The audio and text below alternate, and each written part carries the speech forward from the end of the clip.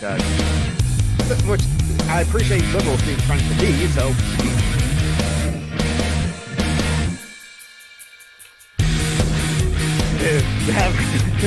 And that was the alarm, letting me know that I needed to. All right, we are live. Hello, everyone. Welcome, lads, lasses, NB badasses. Oh, woo, comrades! We're not Tabby. We shouldn't steal Tabby's thing. No. Tabby did not. Tabby has not laid claim to saying like a woo, comrades. I am laying claim to that on their behalf because Tabby is awesome. I don't want to steal Tabby's thing. Yes, but like other for friends have like shared with the ha woo as in just the normal everyday greeting. Well, the ah woo is the like exuberance kind of greeting. And gotcha. Okay, well, I'm not part of that fandom, so I don't want to steal that. I'm not in that fandom. It's not my thing. That's what I'm saying. Hi, Isaiah. Isaiah. Do you guys want to see something awesome? Yeah. Yes. First Institute. I don't know what that is. Is that the film institute? Is that your degree? That's your degree. Yeah. You're more qualified to get opinions on movies than all of those like nitpicker reviewers on YouTube. You are a graduate. Oh yes, that is awesome. So I'm currently, thank you. So I'm currently working on my next YouTube video about the death of Rebecca Schaeffer. That was the actress that was killed by the Obsessed fan, I think in '89. Okay. I'm also going to be making a YouTube tutorial on how, because I'm building the 2500 Enterprise D kit. And I'm going to be showing a tutorial on how to do the little nacelles for it and how to add lights to it. So, okay, I gotta say your video and your audio are coming in real squirrely this week. The video. Are you coming in? Weird. You kind of look like a VHS video, and you kind of sound like a VHS video. I guess you don't have your normal microphone plugged in, which is why we're here. Let me plug in my microphone. Yeah, that will explain the audio things. That one I figured out. As for the video, I have no idea. You kind of look like you kind of look like Star Trek, honestly. I mean, if you plan for that video aesthetic to like happen like that, hey, no, that's kind of cool actually. Because like, I did, but I have a webcam that I got, like a web camera. I'm trying to look for it. I don't know what's going on. It kind of looks it kind of looks like it's doing a progressive scan thing, and it looks kind of pink. I have no idea. I don't know what's going on. Oh, well, actually, I don't know. Maybe it's just overwhelmed by your shirt or something when you're. That could be it. Because when you duck down off screen to put away your it cleared up a little bit, but it still looks like scan lines. I don't know. That is weird. I'm saying that like the video is fine because like keep it as it is. Don't worry about fixing the video, but like fixing the audio and plugging in the microphone, that would be like pretty. That would be a good thing to do, especially since. Especially if you want to sing, because I'm certain you've been working on your music. Not recently, but that's okay. Well, you did recently graduate, so you've been under a bit of stuff. Oh yeah. So this is the nacelle that I'm working on. I'm going to show people how to make, and nice. This is what I put. I always thought it was pronounced nacelle. Huh. Nacelle. Julie must be around because she's French. She could probably tell us more. No, she's not going to be here today. No, not this week. She is. She's under the weather. She's not going to be able to join us. Yeah, financial anxiety does not help as it were. So it's like she's gonna like get some rest. So remember, everyone, that's good, important to practice some self-care when you can. But like, yeah, so that's your nacelle that you're showing off. Nice. You know, just to be contrarian, I'm going to start pronouncing it Nekelly. Selling. Oh, so you're going to just go with the Italian pronunciation then, or you're going to go with that pronunciation and claim it's Italian? No, because it has a double L. So I think in Italian it would be Nakeye. No, I don't speak Italian. I don't know. And Joe's not here for breakfast either. No. So therefore, I'm going to mix Italian and German. It's Nakelj. Mixing Italian and German. What is this, English? So other than that, how you been doing? I mean, you graduated. How's your move going? I'm actually doing good. You know, I think for me, I still have a lot of anger issues from my childhood. But I'm working on that. Trying to work on that. Okay, I was asking about your move. I know you were planning on moving. Oh, moving? That's okay. Move rather than mood. I mean it's good to hear you're working on the stuff, but I guess I'll get there. I'm thinking about moving to Titusville, which is right near the Kennedy Space Center. Mm-hmm. The problem with that is it's super Republican, but then again, Steve Shives lives in a pretty Republican part of Maryland. Everywhere in America is basically either a city where decent people live, or the country where Republicans live. Yes. Or the suburbs where Republicans live. So I mean, yes, exactly. or basically either black people live there or Republicans live there. Yes. Brown people. I should say brown people. Seattle, there's like a lot of like Asian people who live here, Korean, Vietnamese, and like Filipino as well. And we can't forget the Latinx. Oh, yep, the Latinx as well. It's like except for the rich Cubans. Fuck rich Cubans. Oh yes, the rich Cubans. Yeah, those are the yes, and they're often white passing too. So yeah, there's another thing. Hey, there's Miami. Yeah, exactly. No, for a lot of things, and that's kind of actually came up. That's what I brought up in the live chat just now before we went live. It's like, okay, where's the Christian? Are you guys actually atheists? That's the topic that like John Brockman would bring up after I finish my point, and we take our patrons, and that like why do people want to have like be friends with like people they politically disagree with? I can understand why liberals want to be friends with me, as it were, and I honestly don't have like too much of problems with like liberals. I think again and like radicalize them, even though I know that like most of them I can't radicalize. But for the most part, I think liberals are not really that much of my enemy compared to like conservatives. For me, I can never see myself being friends with conservatives, especially my adopted mom is a white Trump supporter, so. But families, I say it's a little different. Family is difficult. It's more family is not the same thing as the people you hang out with. Yeah, exactly. You choose who you're friends with. You kind of like can't really choose your family. You can. There's family. There's chosen family. There's friends. Exactly. Yeah. My younger. My parents are both Republican all the way. My dad, I think, is Goldwater Republican. My mom is Reagan Republican. So I don't really talk to them much. Yeah. I eat lunch at their place. I don't talk to them. Now I can have political conversations with my dad. He just really disagrees and doesn't agree with me on a lot of things. I did drunkenly talk to him about anarchism, communism. Just me, of course. My dad did not vote for Trump, but he has voted for conservatives a long time. So he really think that like John Kerry was like a coward, even though he got 3 Purple Hearts and like was critical of the war. And my dad and my mom actually didn't like that. My mom is my mom. She accepts me. So it's like, I bet she didn't vote for like the fascists as in Trump. But like if she votes for other Republicans, I just like, you know what? I love my mom as it were. Yeah. Yeah. We can't really divorce ourselves from our parents like that. Yeah. I mean, some people can have to and do.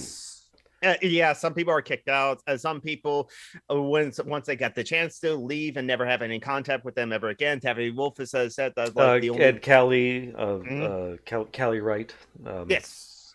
I mean, there are times when you have to divorce yourself from born family, and isn't painful. Kelly Kellyanne Conway's like daughter? Her daughter. Oh, I don't know what the story is there, but I suspect just horribleness and abuse. Yeah, Emily Chambers. Hey, Emily Chambers, and hey, 255 AD. It's like, yeah, you can choose your friends to a point. You can't choose who you need to rely on all the time in all cases, which is, unfortunately, a good point. And so that may be like something that I have to factor in, because like I probably am been like a privileged that like the people who like disagree with politically. I can disagree with like liberals, but still be friends with them. But like I don't rely on people who are like conservatives that like I disagree with. Yeah, there are. I mean, I definitely don't want to self. I mean, I am super privileged as a cis het white guy from a family who has respected and accepted even my neuroatypicality and my atheism, all of that. There are a lot of people out there who have had a really tough time, who have had to make that hard cutoff from their family, and they have typically suffered because of it. I mean, it's almost the stereotypical gay story of you come out, your family just kicks you the fuck out of the house, and that is absolutely the fuck true, even today. Yes. And you end up struggling, suffering, hurting in the big city. Yeah, the couch surfers are like 5 to 10% of the population as a whole is some kind of queer. Yes. 25% of homeless teenagers are some kind of queer. Yeah. That is a statistic that is absolutely damning and tells you that Christianity should die in a fire. And where is there the Christian left, as it were? Which is a good segue. That's actually a decent segue. I've been watching a lot of Watchmen things on YouTube. First, I'll thank the patrons. Right. So thank you, Marty. Thank you, Marty. I missed your stream yesterday. I thought about watching it, but instead I took a nap. It's not a bad way to go. Actually. Thank you, Mylan. Thank you, Mylan. You pronounced it correctly this time. Sorry, Malign. Thank you, Mylan. Thank you to our Danish friend Ellie. Thank you, Ellie. Thank you, Ellie. Thank you, Yo. Thank you. And both of your wonderful cats. Thank you to the fuck boys. It's actually, Joe does not own those cats. His house mates own those cats. Well, nobody owns a cat. A cat lives with you and you pay for it. Yeah, but thank you to the fuck boys, and thank you, Mehmet. Hope you're doing well. Fuck boys. I miss Mehmet. I got to check in with him. Thank you, Tim. Thank you, Tim, who's in chat with us today. Hello, Tim. And thank you, Von Rack. Thank you, Von Rack. Oh, I forgot to tell this to Julie. I have to like mention it in the Facebook group. But yeah, Von Rack did like catch in last week at the tail end because when we changed to Sundays, Von Rack could not check in on the shows anymore. Check in live as we're Von Rack. You can definitely like comment on us in the YouTube comments below. Remember, don't forget about the YouTube comments below. It helps with the YouTube videos as well. But like Von Rack wants to continue to support as well because. Okay. Tim, dabbing? It's okay. Go, you go, Boomer.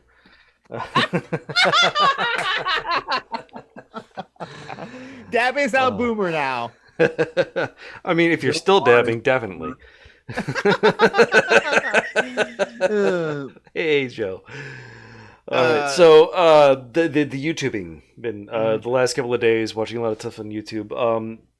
There's Gresham College. I'm guessing in Britain because the lecturers usually have a British accent. And one of the things I've been catching up on has been, Protestant and Christian history. And one of the lectures was on recent Christian history, and it touched on the interesting phenomenon of the fact that Christians have done really, really well going hard to the right, but there hasn't really been a Christian left. Mm-hmm. I've heard a lot of communists say Jesus would be a communist, which is bullshit because there wasn't capitalism, so there wasn't communism back then. Yeah. The thing about religions going to the right is that organized religion is all about controlling people. So wow, you found that link super fast, Geek. I'm good at this. So, I have my other monitor. Yeah. I'm sorry for interrupting you as I keep going. No, I was saying it's more easier to go to the right when it comes to religion than to go to the left because, if you're in power and you're, a guy, you want to oppress women, I mean, religion basically just tells you can do it because there's a higher power, and that is that kind of higher a power part of can it. be From wrong. my perspective, my interpretation is that it lends itself better to authoritarianism and Yes. hierarchy. But what the lecturer, I can't remember his name. He pointed out that a big part of it is that on the right, it's as you go further to the right, it's about exclusion. It's about group identity. Yeah. And therefore, being leftist means you can't say, I am a Christian and a leftist because you want to be inclusive. And that makes it really, really difficult for people to be activist, to be Christian, to be communist, or what have you, to help people and specifically maintain that separate Christian identity. It doesn't really work. Let's see. I don't know if I can find the vid. I will follow YouTube's Geeks link and see if I can't find the particular video. It's because, like, yeah, and I agree that Jesus heretic. This It's is like the Christian left is just not photograph isn't from very our big. But family still, album, I more guess. Stupid thing is autoplay. Okay, there. Oh yeah, I hate that. I kind of saw that, so I quickly paused that video. But like, yeah, the Poor People's Campaign. I think Dr. William Barber. Robert. I don't know that person actually. Or He's the black pastor for the Poor People's Campaign up in North oh Carolina. yes. Maybe he has been on Democracy Now, but Poor People's Campaign I think started by For the Martin first- Luther King Jr. worked on it because that was part of like he wanted the full equality for like black people as it were, because like not only the voting rights and the civil rights which they did get from like Lyndon B. Johnson, but then like the equality financially as it were, which like he didn't get because he got smeared as a communist, and then like the FBI went after him.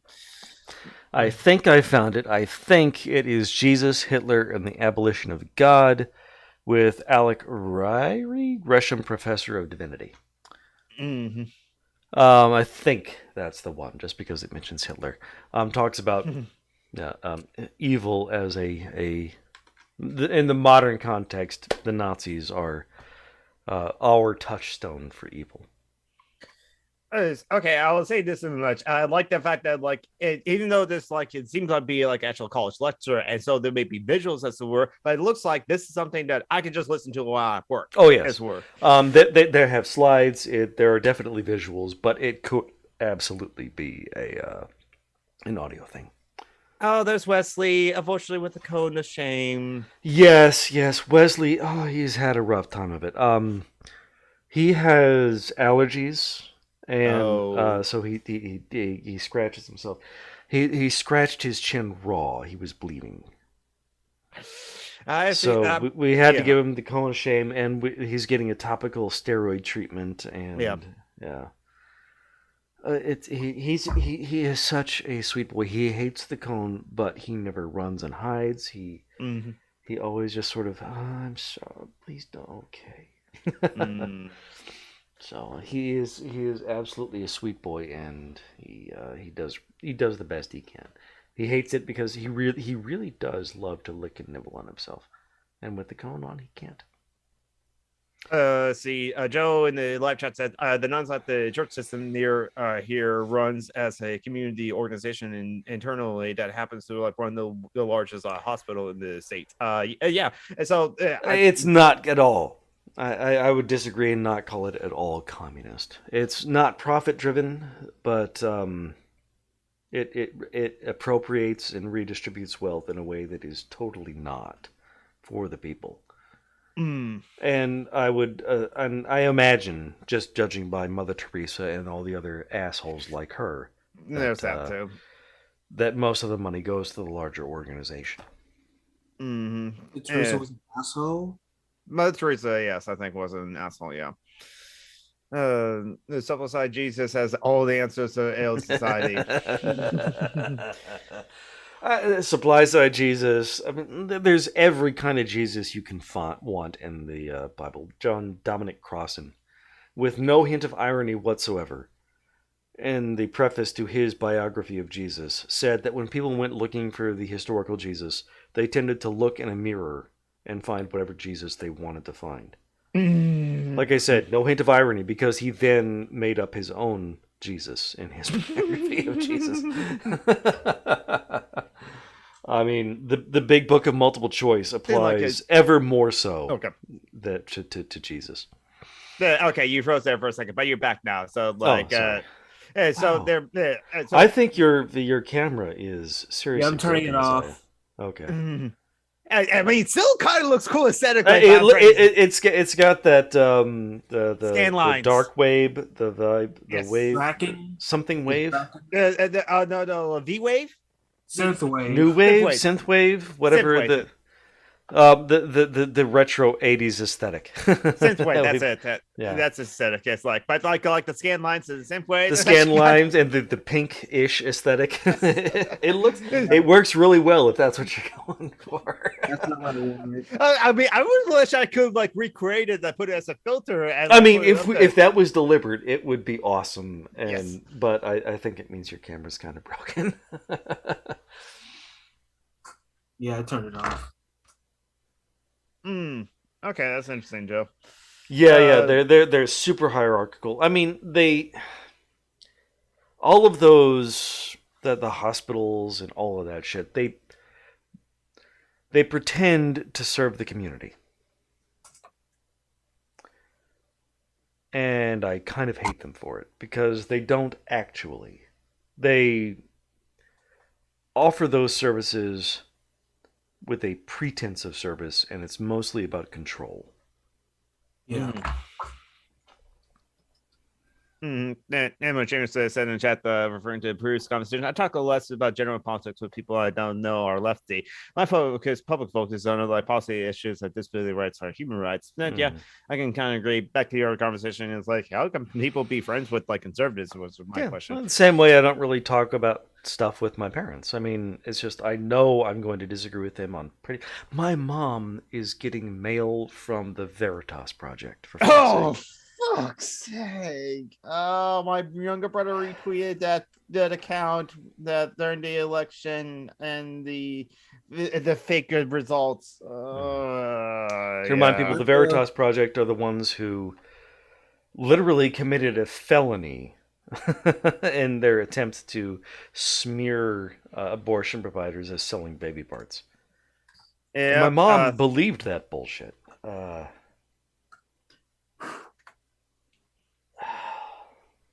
So I mean that's the right way. That's how far right my mom is. Mm-hmm. My dad is just can't take our guns right wing. What do you think about BLM? But what does she think? My mom almost certainly is opposed to BLM. She has gone super white of center. My dad, though, I don't know. He's kind of weird. He's reading Ibrahim X. Kendi, for fuck's sake. That is interesting. The like anti-racism guy. Yeah, How to Be Anti-Racist is literally the book he was reading. Yes, that's kind of Anarcho-Media. I don't know you. No. Well, I know Arcade from like other YouTube spaces, and like we're friends on Facebook. So yeah, he's a cool comrade. Hey, comrade. So yeah, my dad,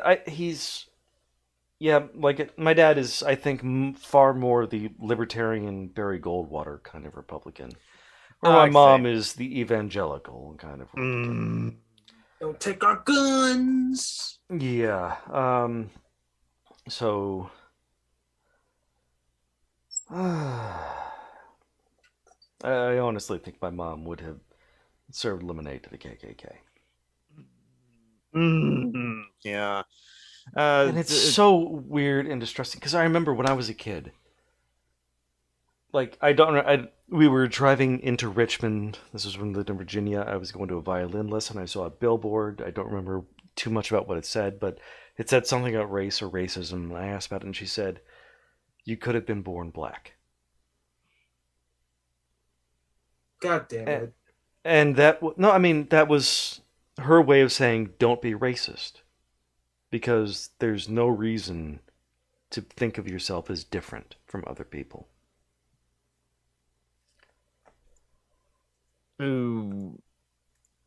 Well, because I mean, you are you. You are wonderful and beautiful. Whatever you whatever situation you happen to have been born into. And now, she's a Donald Trump supporter. She dislikes Black Lives Matter. She was mildly infuriated by the Washington football team discarding the name Redskins. Which is a slur. Yeah. And 35 fucking years ago, she told me, don't be racist because there is no intrinsic difference. You would still be you, even with a different skin color. I honestly... I do know what happened. She moved to the South, she joined an incredibly conservative church, and she has spent the last 15 fucking years awash in Fox News OAN culture, surrounded by fucking white boomers. Yeah. That's sad. Yeah. I got no way to slide out of that. I'll mention 255 said, while I was listening to an interview with a Kolkata native, he said he was really resentful of the fact Mother Teresa made it so everyone just associate the city with grinding poverty, as it were. And she was terrible in every fucking way. I have not listened to the Sisters Who Left. I'm guessing it was just a litany of the abuse they suffered because she was a terrible person. And how terrible they felt because none of the billions of dollars she sucked in ever went to any of the people she was supposedly helping. Yeah, because Mother Teresa was always lauded as she was like a hero, but I guess yes. Back in the 80s, she was the Christian. I mean, it's like everybody... It was like Mother Teresa and Gandhi, right? Or the people you're supposed to love and respect. Mm-hmm. I mean, the houses that they weren't hospitals. They were just places where people got warehoused to die. No toilets, just a chair with a hole in it above a trough in the floor. I mean... Sometimes fuck Mother Teresa, fuck the church, fuck all of it. I had a pastor one time say that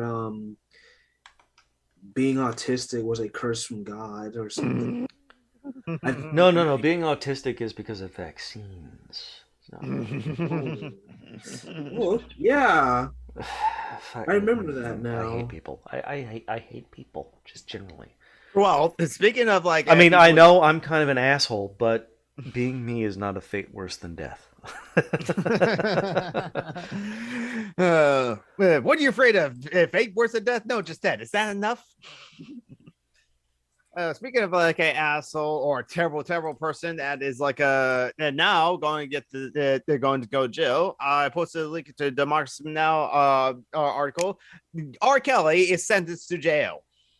Really? Yes. Finally. Yes. Yes. A verdict from 11 accusers, 9 women, 2 men, and over 334 other witnesses detailed the content warning for like all the horrible things, the sexual abuse, pattern of abuse amongst a dozen of underage girls, women and underage girls, and there for near 2 decades. Yeah. So a lot of people have come forward. I forgot what the sentence is exactly, but it's just like significantly he is in jail and like yeah. I remember when he was just a joke on the Dave Chappelle show. Remember that he was locked up in the closet?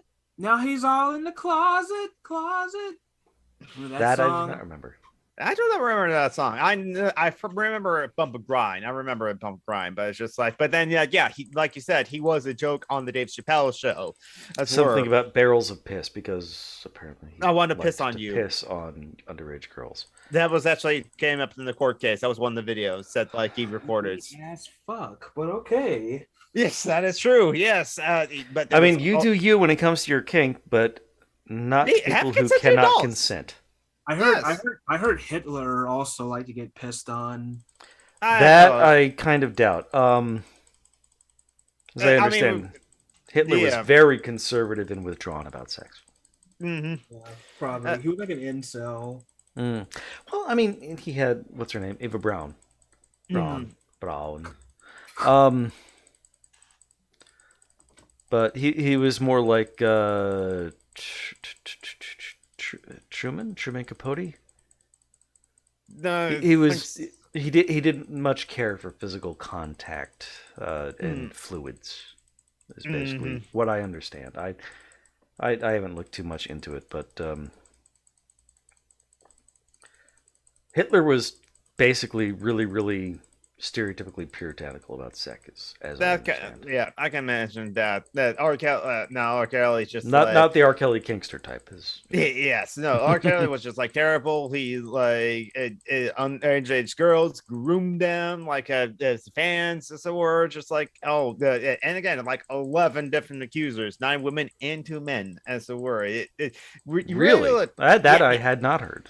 Yeah, and you really hope that like black women's stories will be heard, and that like people would like hate someone like R. Kelly for like the treatment of like black women and black girls.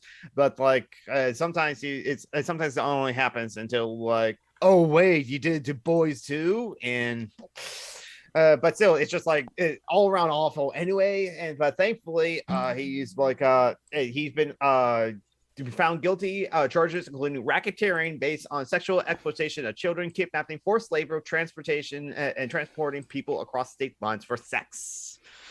And you know who that sort of shit hasn't happened to? Donald fucking Trump. Yeah, yes. R. Kelly is black, and therefore true. Yeah. I mean,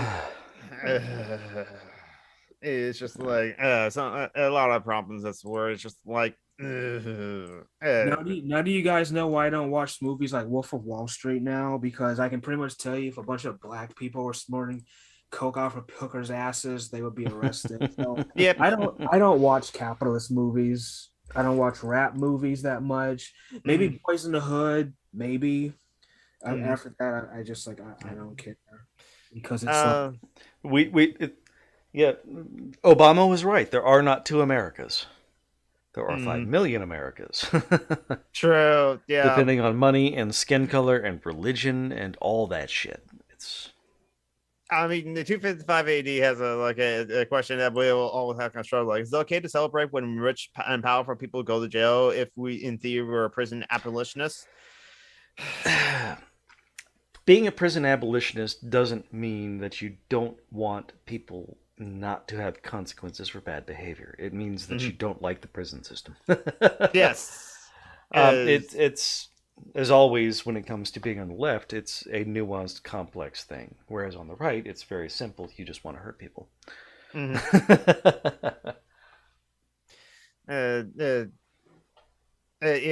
Oh, yeah. There was that documentary film, "Surviving R. Kelly." That's actually kind of like what spurred this, like the trial, as it were, because like survivors were like telling their stories and abuse of, as it were, and Debacles now is even the executive producer of the documentary "Surviving R. Kelly," as it were. So, kind of like with Michael Jackson, it was like the like Neverland videos that explored that like trial in the 90s, or no, in the aughts, and then so this time it's like the Surviving R. Kelly that like started this sort of thing. At least for this one is like, but again, black person.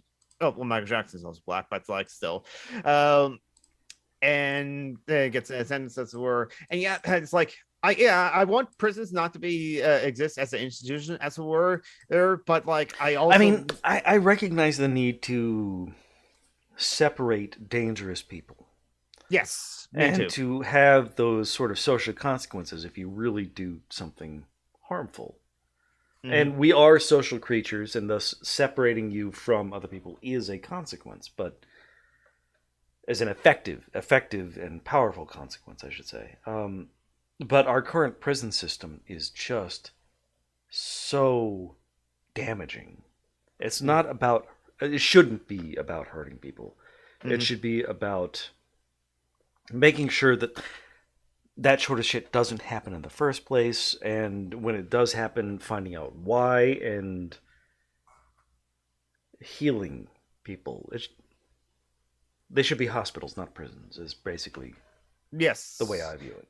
I view I view it like we still should like punish like the people who do like horrific things, as it were, because if they're a danger to society, they are still a danger to society. R. Kelly has like, and many others have proven to be a danger to a society. So I would push back. I would say that it's not about punishment. Right, exactly. Yeah, I don't want to punish them. I just want the bad things not to happen. And if it takes some sort of negative consequence, yes, but it's not about punishing. Yeah, it's about trying to prevent, trying to rehabilitate where rehabilitation needs to happen, if that's a thing. And it's just, it's difficult. I've talked to cops about whether or not we should have a drug war, and they would sit there and tell me, "Where do you think people should be high?" And I'm like, I don't know. Yeah, sure. I mean, people. I mean, I don't get high often, but I'm not. I don't think people should be locked up for it. I don't. Oh yeah. People shouldn't drive while high, but it's not a bad thing to do. The war on drugs was entirely a way to try, and it was the Republican thing to punish leftists and black people. Yes, that was exactly. entirely black people, because marijuana was a black thing. Yeah. That's why they chose the word marijuana as a Latin rooted word instead of like cannabis or weed or pot. Right. Now, let me be clear. My Republican mom doesn't think that the war on drugs was a good idea. Oh, yeah. I know a lot of the libertarian Republicans basically are just like, I don't care. You be free who you want. I know some of my queer comrades said that they came out to their father as like, I'm non-binary, and the Republican father's like, okay, you're in the way. Can you please like stop blocking the TV? But yeah, so like definitely, but it's very much it's the Republican Party sold itself to the KKK, and pot was a black thing, and therefore we can hurt black people in this way. That was entirely what it was. We can take away the black fathers and put them in prison, and then when they come out of prison, they're even more angry and pissed off, and then they go back into prison. Well, also, and then we stigmatize the felons and make so many things so much harder for them. We're tough on crime, so people who've been into prison cannot get like apartment. Sometimes they can't even get fucking food stamps. Yeah, they can't get jobs, and then they can't get food stamps. They can't go on welfare. Yep, and also if like their family members house them, then family members are getting in trouble for aiding and abetting a criminal, as were our felony, or helping a form. Just help you as a person who has been convicted of a felony. Your family can no longer house you. Mm-hmm. The reason for the epidemic of fatherlessness is just because they are literally forced to divorce, because that's the only way their families can survive. Well, Fox News would probably say, well, black fathers are just awful. Of course they would. They will say that regardless. Or I bet in the case of me, since my father died or something, God did it for a reason, because they're the religious channel and shit, so they'll probably say that bullshit. And that's a good question. 255 ID asked that, like, if you get a chance to talk to the cop again, ask them if, like, do you think people should allow to be drunk, as it were? Because there you go. That's the. I know. Because a lot of the KKK Debacles would say no. Because I live in Tallahassee, and we have FSU and FAMU, and our main source of income is drunk ass college kids. I know. I was on the bus with them Friday coming home from work. It's kind of weird too when it comes to the police, because I was coming home from my work on my bicycle, and this was like 12 in the morning, and I got stopped by a cop one time for having, I guess, the wrong lights on my bicycle. No, you got stopped because you were black. That's that. Yeah, he gave the reason for the wrong lights on your bicycle. That's the reason. They come up with whatever excuse they need to stop you. That's even if what you're doing is actually perfectly legal and within the law. A lot of protesters will get this. It's like, no, you can't stand there. But they look up the laws. They're like, no, this is a public space. I have a right to be here if I want to be here. This I can be here, so like that. But the cops is like, no, you can't stand here. You can't stand there. Movies like, okay, where can I stand? You can stand on that private property if the owners of private property says it's okay for you to stand there. Otherwise, like, move and so like that. Because like even a paralegal who was like doing like Uber just like to like earn extra money was pulled over by the cops, as it were, and the cops is saying this is illegal. So like, no, it's not. It's not. I'm trying to remember the name, the black woman who died. No, she mysteriously semi-suicided in her cell after being pulled over and arrested by a cop. Yep. This was years ago. This was before BLM. I can't remember her name. What's this? Well, there was also a lot of like activists and like protesters and the Ferguson uprising after Michael Brown's killing that disappeared or found dead in their cars, as it were. No hangings, I remember. Sandra Bland. That sounds familiar. Name. I always compare me walking home at night from work to like being on a nuclear submarine and like patrolling a border. I guess the police are like U-boats or something, or destroyers or something. Yep, I can definitely. That sounds like a good analogy for the uneasy feel, which is something I don't experience at all. I don't experience that at all.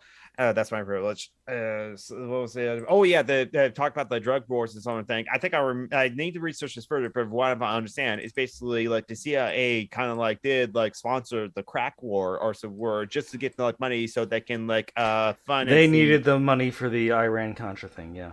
Oh yeah, and black people were called conspiracy theorists for the whole. Where did the crack epidemic come from?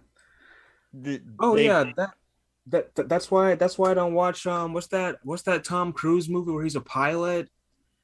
It's like apparently he used like airplane like his route that took him down to South America. They smuggled like crack on the airplanes to the black neighborhoods or something.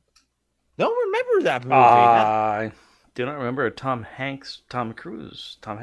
Either way, Tom Cruise. Oh, I don't know. I'm not familiar with that Tom Cruise movie. I don't watch that much, but it's like that seems like one of the main ones that I remember him from. American Made? Yeah. That might be it. Or it's American Greed. I don't know. American Made is a Tom Cruise movie from 2017.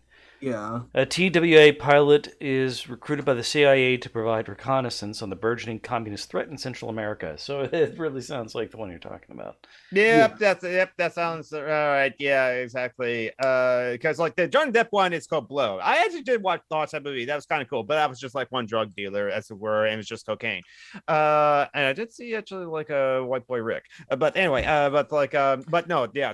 Soon finds himself in charge of one of the largest CIA operations and is basically in charge of the Medellin cartel?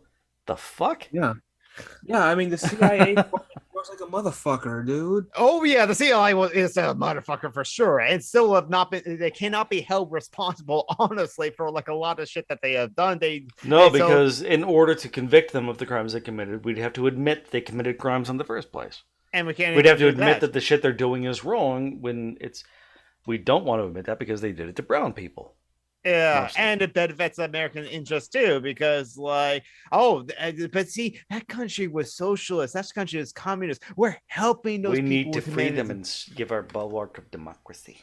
My Republican mom doesn't know why I support communism. I guess, or socialism. I guess she thinks that I'm just doing.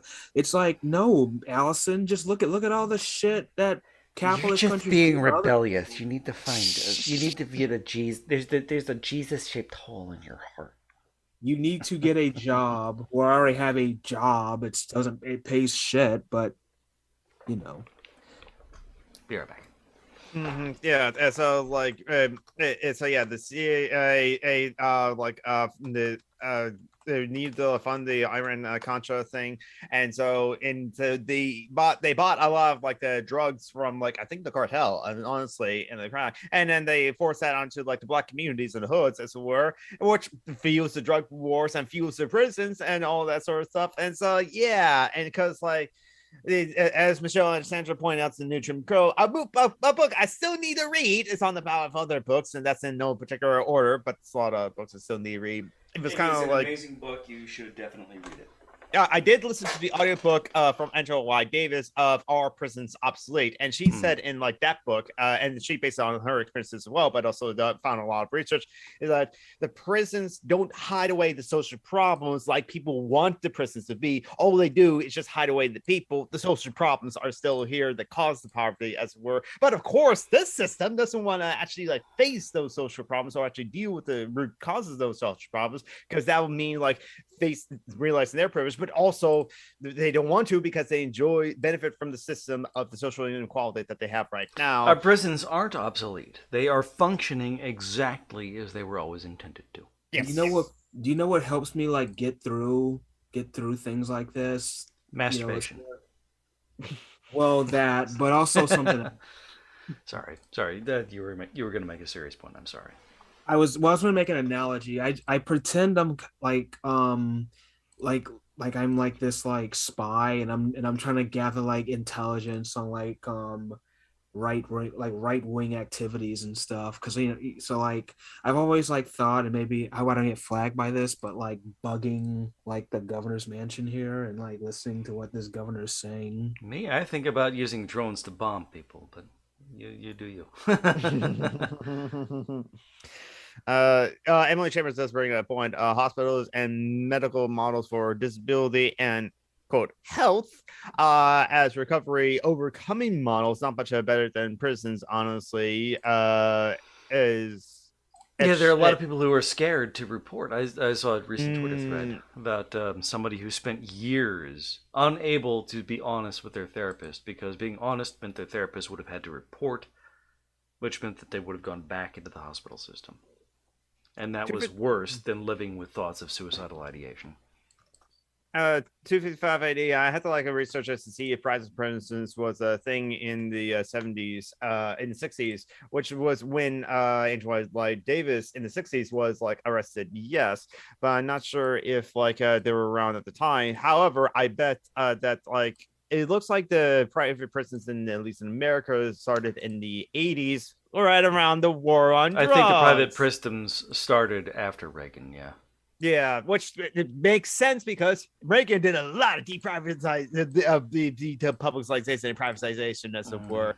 Reagan was the core. Reagan really was the face of the modern KKK evangelical Republican movement. I think Nixon opened the door, but I don't think Nixon. I mean, he was a terrible person. I don't think he was a true believer in the way that Reagan, I think, was. But like Angela Lloyd Davis is like a still scholar and has like updated her book and like written some pieces on it, and trying to figure out when the book was originally written, as we're like get a date on that. But also I should also like find where I got the audio book of, because this was from. Oh, actually, there's like another channel that's like, okay, there we go. I found the channel Audio Anarchy, which is not the same as like Audible Anarchist, but Audible Anarchy is the guy who's like reading audiobooks, and there's the playlist for like Our Prisons Obsolete. But also he's what I do like how like Audio Anarchy does it is that he also gives a little commentary at the end of each of the videos after each reads the chapters. So kind of like his own like ideas of that sort of thing. But I think I want to get a date for the year when Prisons Obsolete, like a press. So like, do you think one day we would we will have better cops or no cops, or just better cops? I don't in order to for right now, if we want better cops, this is what the liberals want. We have to just like reset, just completely like hard reset, shut down, and then start over. We gotta really, or if not like close to that, a hard clean through of like all of the cops, like any cops that has at least two charges of excessive use of force that's been reported, which is the problem is like they have The to be answer is reported no. first. We cannot have good cops without completely, utterly changing the way we approach crime. Mm-hmm. We have to eliminate prisons. We have to eliminate cops. There's just... Right now, the police are a force intended to enforce, support the hierarchy, white supremacy, rich people, all of that. Yes. That's why they are super duper fucking racist and violent. That's the point. Yes, or like the even like other agencies like Customs and Supplies and Borders, like the border officers that were whipping people at the border. What the fuck? No, stop whipping. This is a long range. You see this other video, see this other photo, he was grabbing it and stuff like that. Like that started the conversation with said person. Like refugees seeking asylum, and these cops are riding horses into them and whipping them. I mean, fucking...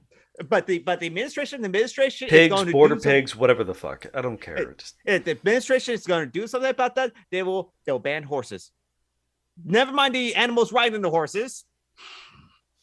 But yeah. By the way, our person's obsolete copyright is 2003. Actually, found a PDF of it. So if you want to like read it, there's a link to that. There's a PDF of the book. It's actually not that long of a book, only 6 chapters, but still a good book. And it is. Yeah, go ahead. When you said horses, I thought of I'm gonna take my horse to the old town road. I'm gonna ride till I can't no more. Always a song with you. I mean, I am the same thing too. When someone mentioned like the end of Superman when he like goes around the world, I think of like shares. If I could turn back time. No, it's if I could turn back time. If I could find a way. Yes. Nerds, the both of you. Of course. But for me, it's just like, no, we cannot get like a good cops. We have to really have the hard set everything. And I want to like abolish the cops, the policing system as a whole. Which, yeah, if I snap my fingers and abolish prisons and police right now, as well as like snapping away borders as well, that won't really solve a lot of problems. It will just create some new ones because there's because the system of capitalism, the hierarchy, and all those other things, and the state still around to like fuck shit up and power vacuum problems as it were. Which is why it's just like it's part a person abolition.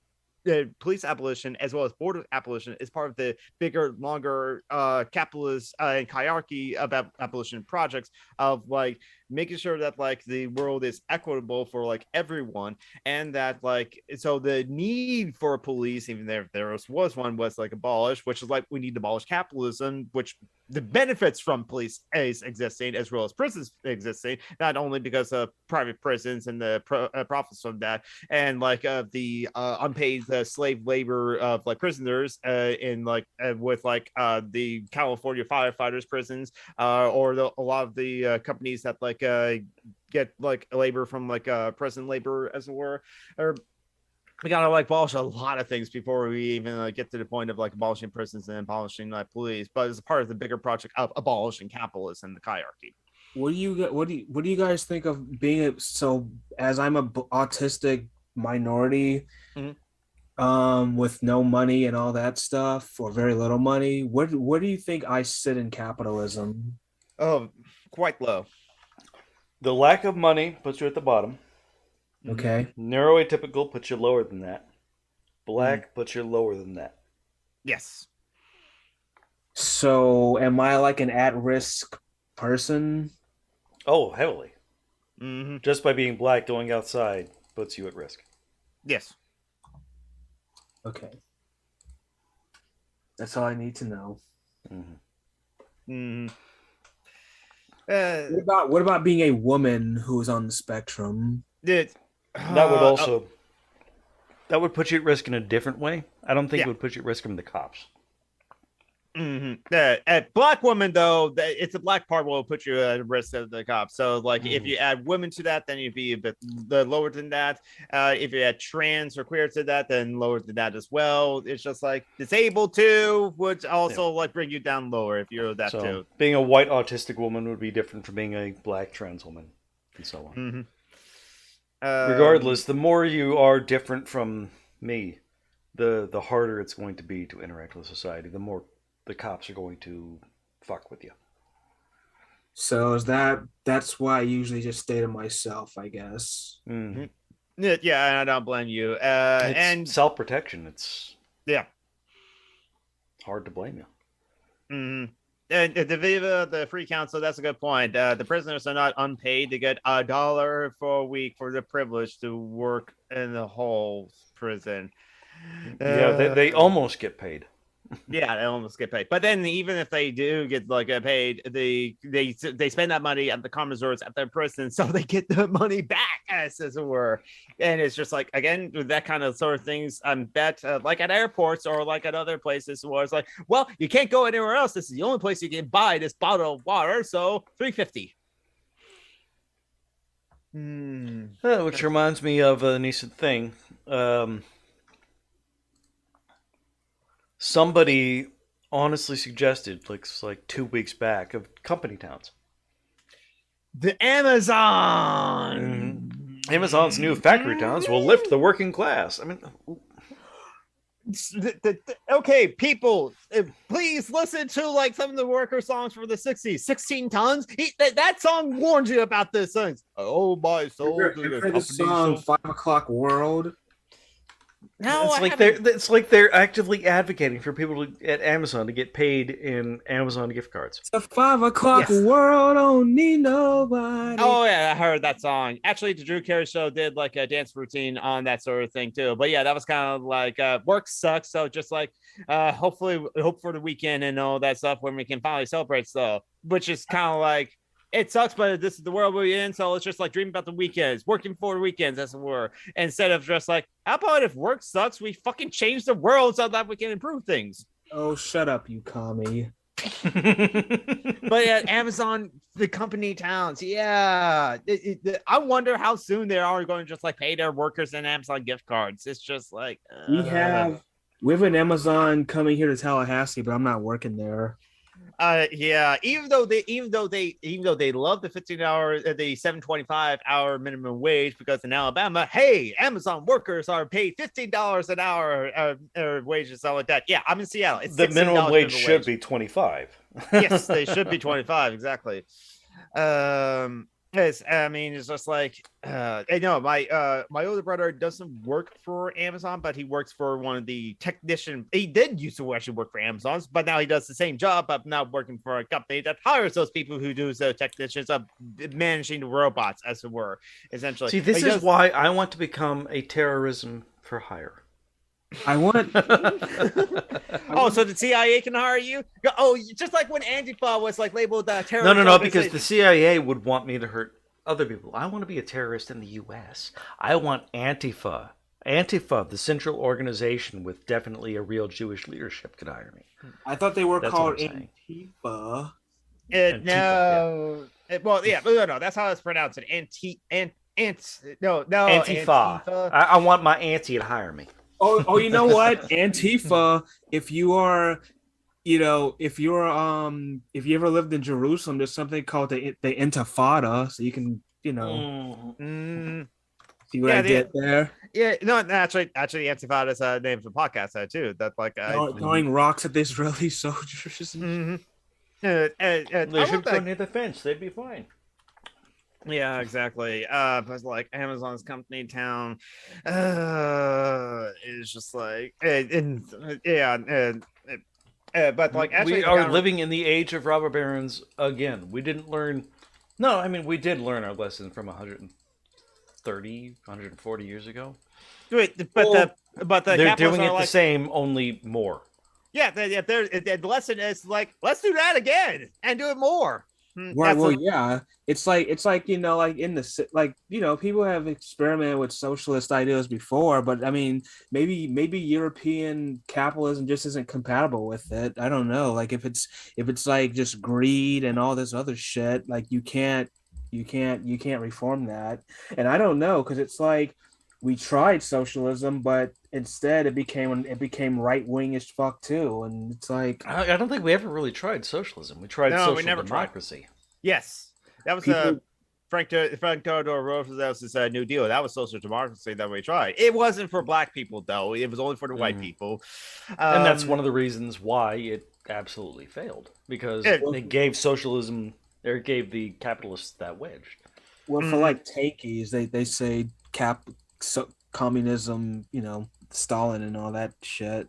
Oh, fuck Stalinists, as it were. I'm not going to use like tankies as like a pejorative or like authoritarian leftist, because apparently white leftists been used that against like black leftists. Is like what the fuck is up with that? I don't know what the fuck is up with that. I'm going to refer to like I would use Stalinists as it were, even though they probably be like no, I'm not like a Stalinist. I'm like a Fidel Castroist or something like that. I don't know, but like it's like some kind of authoritarian. Anytime you take people's freedoms away, it's still bad. I agree. Well, it's not leftist. Exactly. But it's the genocide denial is really I have a problem with. No, the whole Dormorn really did happen.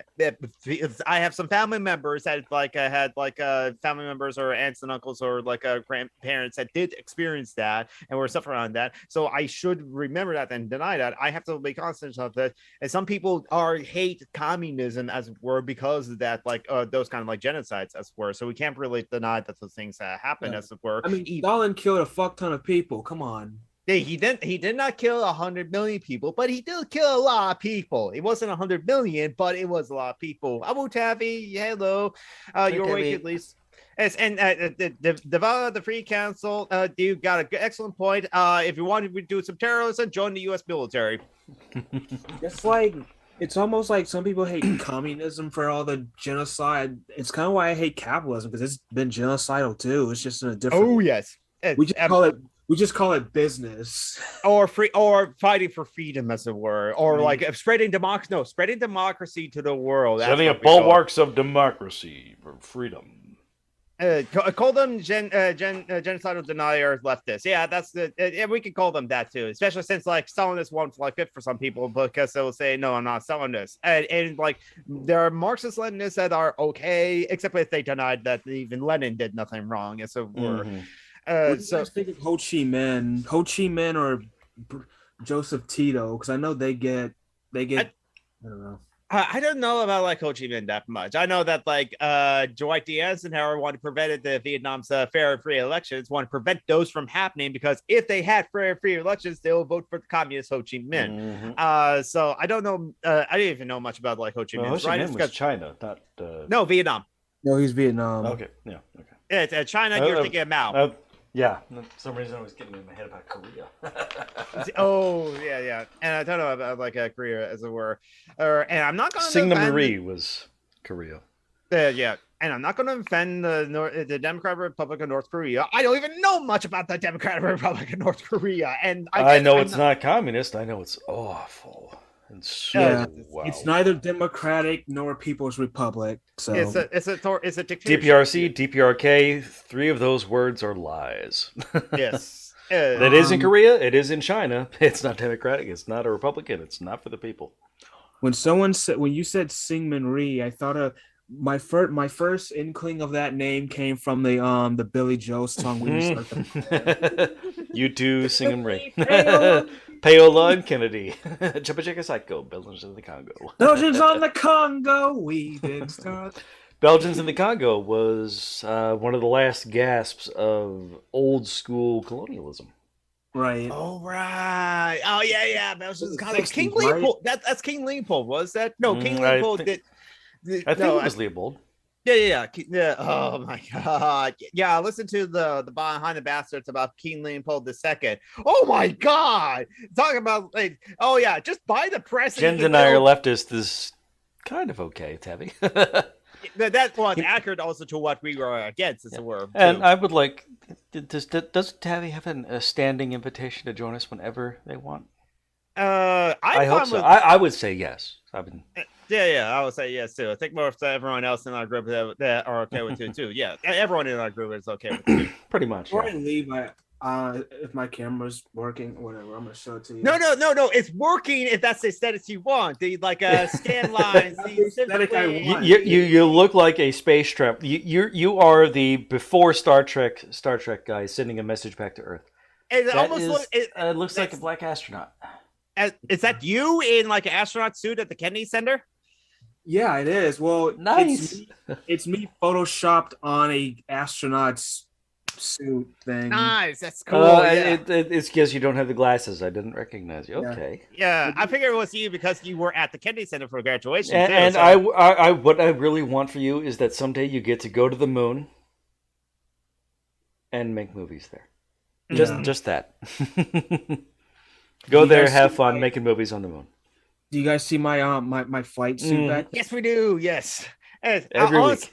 That's very cool. Yes. And you're such a nerd. And honestly, with your video quality as it is, your audio sounds great. Hey, but your video quality makes it look like you're kind of transmitting to us. If you put some sort of backdrop so that you could pretend you were from a spaceship, that would be perfect.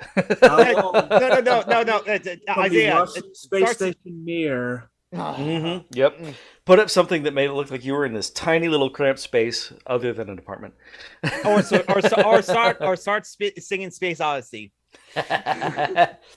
Ground control. This is Major Tom. Here I'm sitting in this tin can. Here I am sitting in a tin can. Okay. There's gonna go show something up that's like I didn't want to it's not kind of connected to like what the shit Amazon is doing. This one is not as bad as like the company towns is word. Oh, but it's back to show something like that. Shuttle. Is that a Lego space shuttle? No, Revell. No, that's a model. Wow. Oh, nice. So I'm going to build the Space Shuttle Enterprise and actually have this one fly into space. Well, obviously the Space Shuttle Enterprise didn't fly into space, but mine will. So this is going to say Space Shuttle Enterprise. Nice. Mm-hmm. I got the suit, so yeah, exactly. Especially the suit that looks like it's from the 80s anyway. That is a super 80s smock. You could have died on the Challenger in that suit. Well, there was a black guy that died on the Challenger named Ron McNair, so... No, there was just the school teacher. The white woman. That was all that mattered. Well... okay. That was me being... Yes. Yeah. He was actually part Lebanese, by the way. Oh, that's interesting. Really? I didn't know that. Yeah.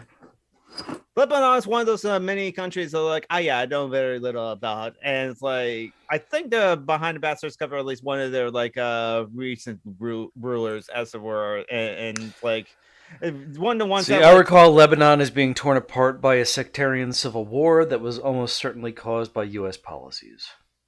No, I was not surprised considering like Beirut used to be called the Paris of the Orient. Oh, there we go. Then it's like again the European countries like having their tentacles and their tendrils and all those in different places, as it were. Yeah.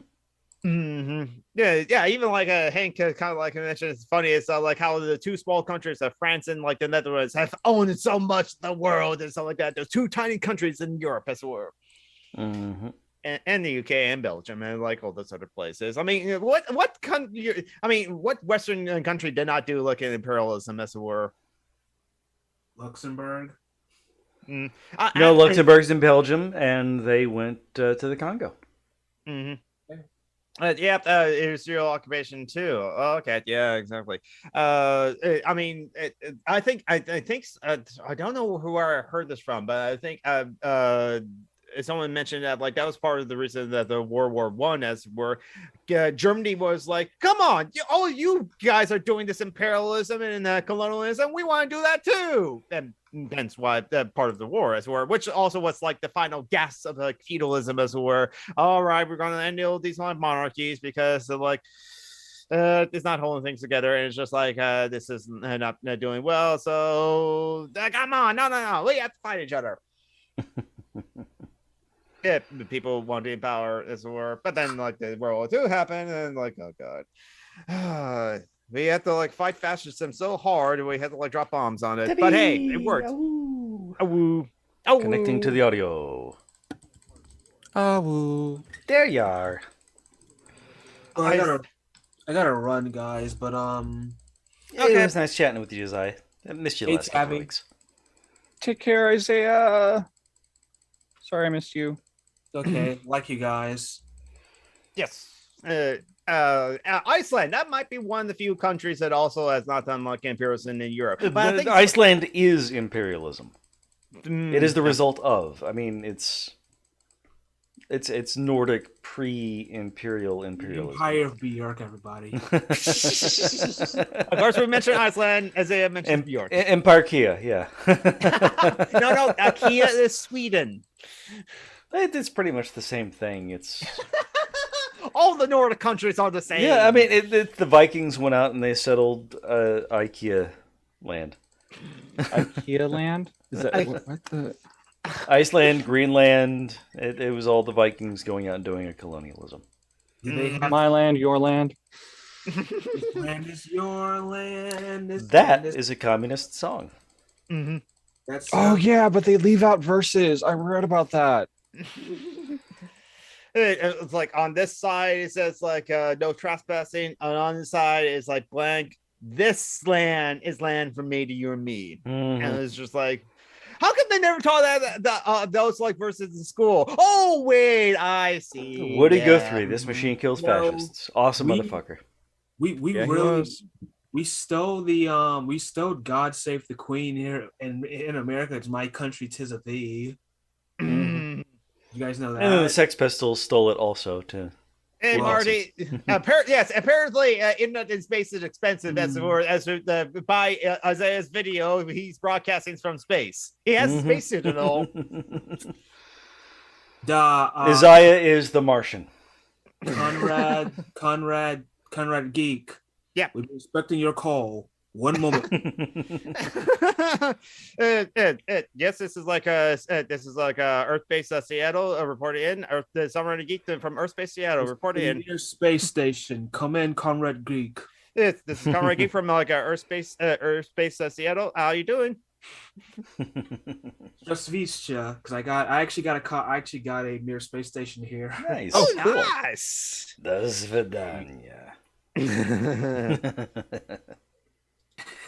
I like the Mir space station. I know it had a lot of issues, but it's still up there, isn't it? No, it burned up like in 2001. They like deorbited it. So okay. I vaguely remember when that happened. Yeah. Yeah. I wonder, is there a land that has not done or had a colonialism done to it? Oh, yeah. It's just like I don't think so. Yeah, exactly. I mean, which is maybe some very, very remote areas of interior South America. Yeah, maybe just like small patches as were. And the thing is also, it's like I was considering Western European countries that did a lot of colonialism, because yes, there's Eastern European countries, but I think most of them just got colonized. They were colonized by mostly the USSR. Yes, exactly. It's like, and but it's also why, like, I don't blame like the people from those parts of the countries who have like a bad taste of communism in their mouth because of like what the USSR did, which again, why we should not deny like the terrible things that the USSR did, as some white leftists like to do. Easter Island, maybe. They Britain, received colonialism, but they were already in decline before that. We don't know quite what happened to Easter Island before we got there, but something did happen to cause them to have a major population decline. Yeah. There's been several attempts on North Sentinel Island, which is just like, don't. And the missionaries don't go there. No. That's one of the few actually really primitive. That's one of the few places. One person actually went there. He obviously got killed. Anyone that tries to like get close to North Sentinel Island, like get like the spears and arrows like shot at them, and good for them. I fucking love yes. it. And bad for the people who try to go there. They're taking fucking colonial diseases. Fuck them. Exactly. Right in the ear with a knife. I mean, you can argue that colonialism is a disease in and of itself as well, but there's also like our diseases that we are immune to. I was speaking of the literal diseases, not the metaphorical. Yeah. Yes. And then there's all this history with likening things to disease and and colonialism. I mean, colonialism should be seen as a dirty word in and of itself. True. Yeah. No need to stigmatize the diseases anymore. Yes, exactly. Very few countries have never been either colonialized power or become colonialized. They include Saudi Arabia, Iran, Thailand, China, Afghanistan. Saudi Arabia, I mean, it is currently wealthy because of oil, but it was colonized, or at least managed through colonial efforts by the U.S. and Britain following post-World War II. The Ottoman Empire, right? That they owned some of it. I mean, the Ottoman Empire was Turkey was an outpost of part of that. I know, and then Thailand, it became central in itself. Thailand was never colonized, but they did align with the Japanese in World War II.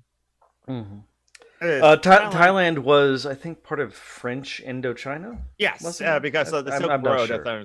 Yes, it used to be called Siam, and that's where we get Siamese twins. Oh yeah, that's the only thing I really know about Thailand. Yeah. But even with like France that like colonized parts of the world, like Vietnam is the Spanish for the Philippines, as it were, and then we colonized the Philippines too. Wait a minute. Yeah. Oh, okay. We're making a distinction between being colonized and being affected by imperialism. Yeah. Oh, yeah. Because Iran has definitely been influenced by imperialism. Definitely. Yes. They were briefly colonized by the U.S. and Britain under the kingdom before the Shah or after the Shah. Before the current thing. We it was after World War II, before the Ayatollah. Great Britain and U.S. installed a government that we liked there for the longest time, and then there was this whole revolution thing. Yeah, the Iranian Revolution, which actually the film Persianopolis was kind of like a cover from a personal hand account, and good movie. And Jimmy Carter totally wasn't strong enough to handle that leftist Christian, according to Christian College. I mean, he is definitely Christian, and he's definitely not far right wing. But okay, but not far wing does not make one leftist. No, it doesn't. No, it does not. But it is a good example of how the leftists cannot. Anyone to the left of fascism has trouble with being super identitarian in a way, because being left of fascism means you reject isolating yourself in that way. So I was like, I think all those other countries that like already have like listed. If China, I don't know if China itself has been like a. China has definitely done colonialism though. For sure, yeah, exactly. And then there's the Japanese occupation of large parts of China. True, there's also that. China's also been the victim of colonialism. Yeah. Japan is nothing but colonialism. I mean, it's multiple islands. There's a lot to be said. Like again, distinction between colonialism and imperialism. Great Britain, Opium Wars. Oh yeah, there's that too. Yeah, that's how they got Hong Kong. Great Britain caused the whole India-Pakistan problem. Oh yes, it definitely exist if not for. Oh, I'm frozen. I see. Yeah, there we go. Internet's unfrozen. There we go. I thought you were confused and didn't know what I was saying, and then I realized I was just frozen. So Britain did in Israel, yeah. Britain did in Israel. See, Iran was the Persian. Well, it was the Persian Empire at one point in history. Yes, exactly. Afghanistan definitely has been like imperialized and colonialized, as it were, because like we tried to install a government in Afghanistan to fight against communism. So like USSR, we're involved in Afghanistan, as it were. I have to look. We kind of propped up the Taliban to fight a proxy war against the Soviet Union. I have to we deliberately made the Afghanistan the USSR's Vietnam is what we were shooting for. We were just trying to fuck with them. We fucked over the people of Afghanistan in the process, and therefore they hate us. Yeah, they hated us, and now they hate us more because we went in there ourselves. Yeah. Well, like if you frame it through what Bin Laden said, it was like the Americans came here to help us against the atheists, because the USSR, this big bad atheists, installing a worldview where maybe there is no God. Ooh, that's scary. Sorry, not sorry, Mithro, for you feeling prosecuted. You're British, so it's tough luck. Tough it up. So you got to stiff upper lips. You can handle it. Mithril, you are a colonizer. You are an imperialist. Feel bad. This is us white. Other white. This is 3 white people saying that to you, British person too. But I gotta run, guys. But I'll see you guys next Sunday. See you around today. Yes, and by my cherish, if you like, good luck with your music. Keep working on your music. Yes, good luck on. Good. Do a good job on your videos. I should eventually catch up on watching your videos and see how you improve. And do keep that camera just for the aesthetic. Oh wait, that's not an intentional filter. It's not. No, it's not. But you see how awesome it is? It works so well for Isaiah's aesthetic. So you said something about there being technical issues before. I missed it, and I thought Isaiah had a filter on by choice. Okay, so with all the '80s jokes, I can do a "Never Gonna Give You Up." Yes. I don't know the rest of the song. But never go round and round and desert you. That's not the only song from the 80s. God. Everybody's working for the weekend. You can dance if you wanna. I mean, come on, there's so much to choose from. And leave your friends behind, because friends don't dance, and if they don't dance, then they're no friends of mine. That song wasn't as safe as they said. No, 99 Red Blues. No, it's not. It's no. 99 Luftballons. No. This is how the song goes. Hot still as first sight for me. They shine for night. Oh, way to go, full fash. Okay, wow.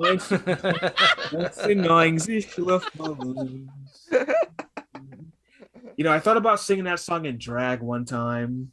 You should have. You should do that now. Go get your drag. Wild. Unite, because in the 80s, the Europe was going to be like the Cold War battleground. So I was going to do it in 1980s U.S. Air Force drag. Oh, nice. Oh. Get your drag on means it's like pretty much the same as get your dragon. And now I understand why Christians are afraid of dragons. Here we go again on my own. I've been down the only road I ever known. I was drifter. I was born to walk alone. No, I'm sorry, Geek. You're not allowed to sing. To walk alone, the fear the tree.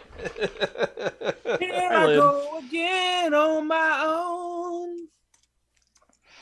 Yes, anytime you want to get your dragon and do a karaoke, feel free, Isaiah.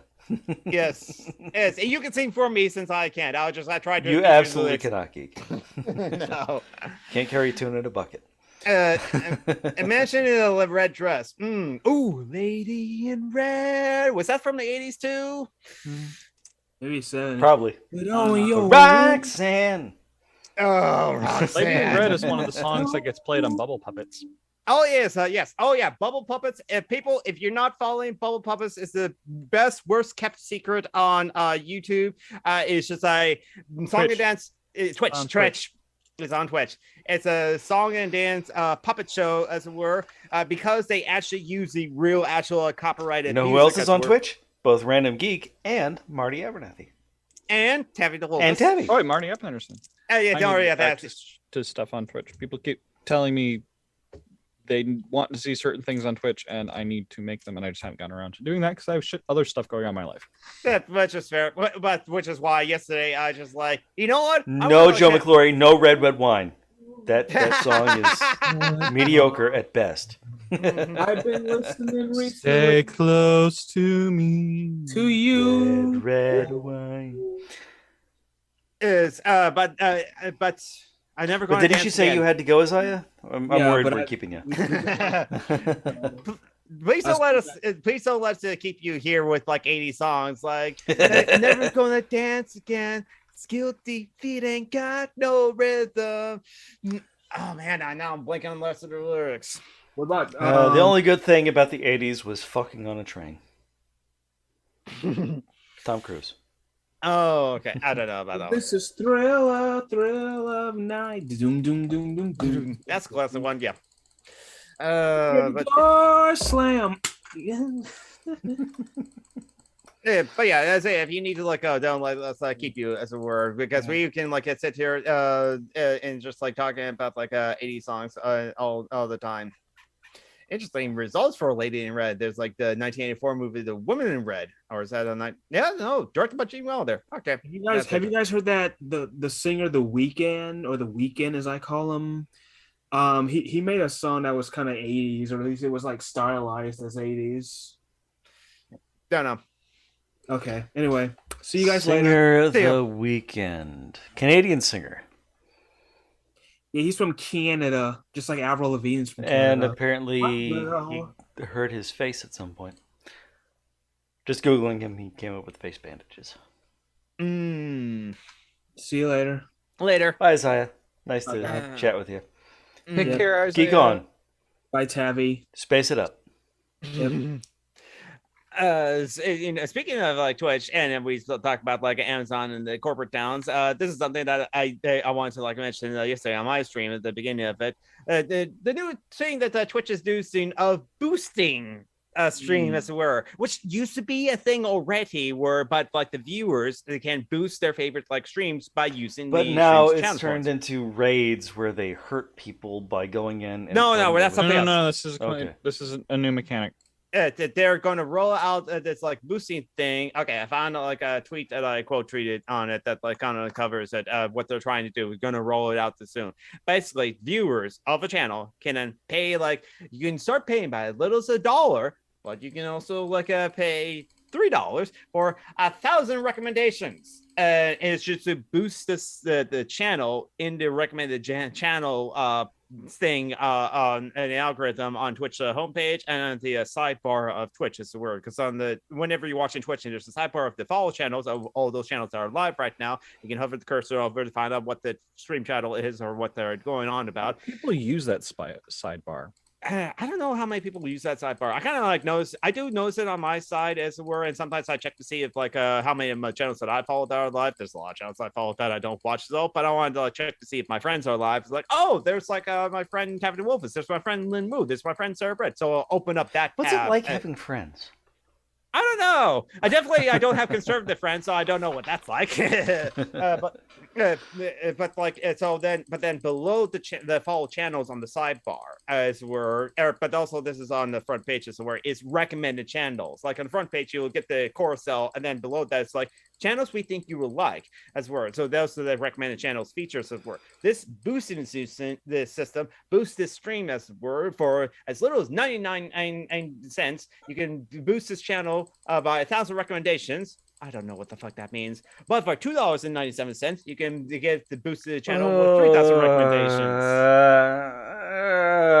Yeah. And right in the liver. Oh, what I see the people in the comments for the quoted tweet are missing. It's like, oh, it's going to be, they're just pointing out it's going to be bigger streamers that are going to have people throw money at them. Yes. Mm-hmm. Talk about that though. Joe Rogan. Who are the bigger streamers and why? Because anytime somebody comes out with the statistics of, oh, here's the top 10 biggest streamers on Twitch, they are all white men, and some of them are white men who better are than others. Oh no, sorry.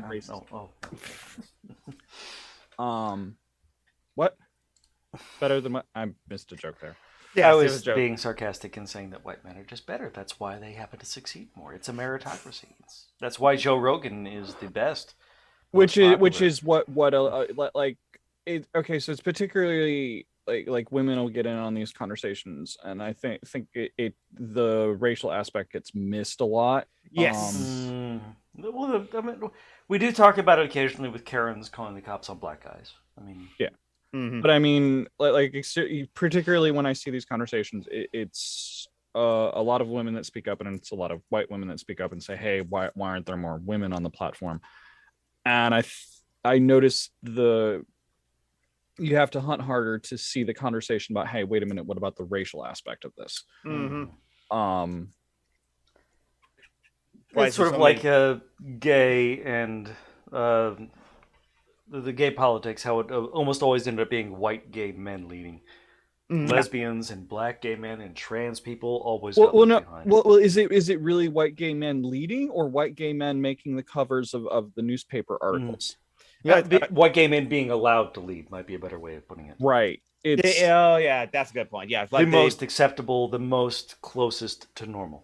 The Harvey Milk said tried to like change the system from within by like running for like office, or even the respectable gay man like Pete Buttigieg, as it were, in a worse example, as compared to like the other. This is always a split between the LGBTQIA plus community. It's like, but there's like the simulationists, as it were, like the Pete Buttigieg would be a big example. Pete Buttigieg, the acceptable gay man because he was super military.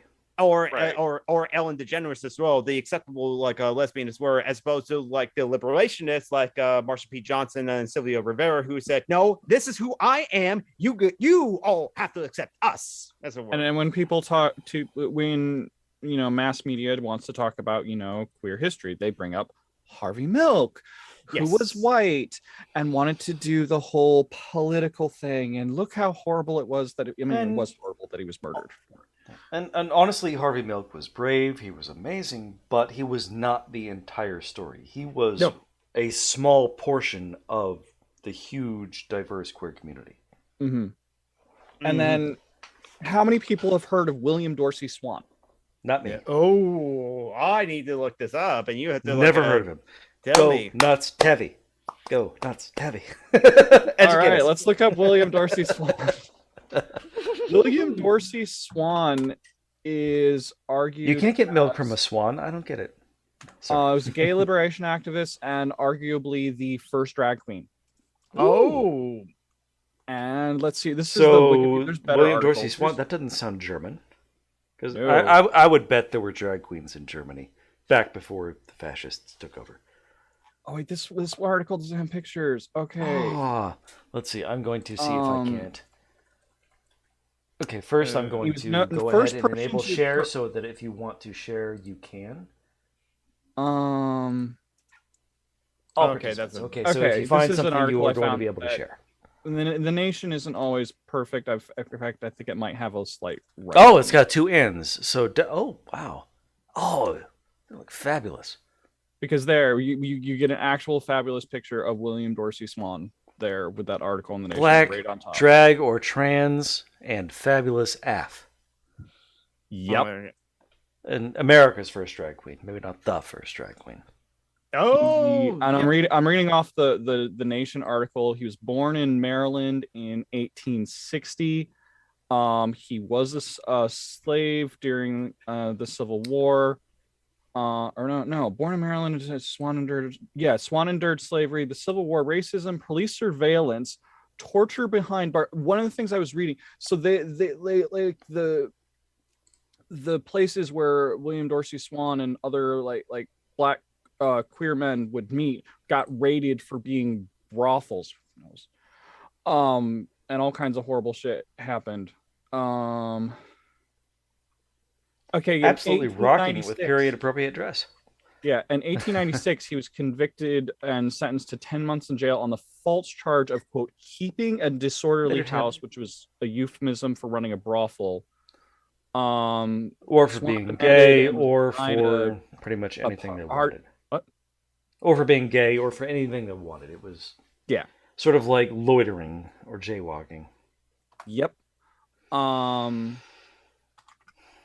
Denied a pardon from President Grover Cleveland for holding a drag ball.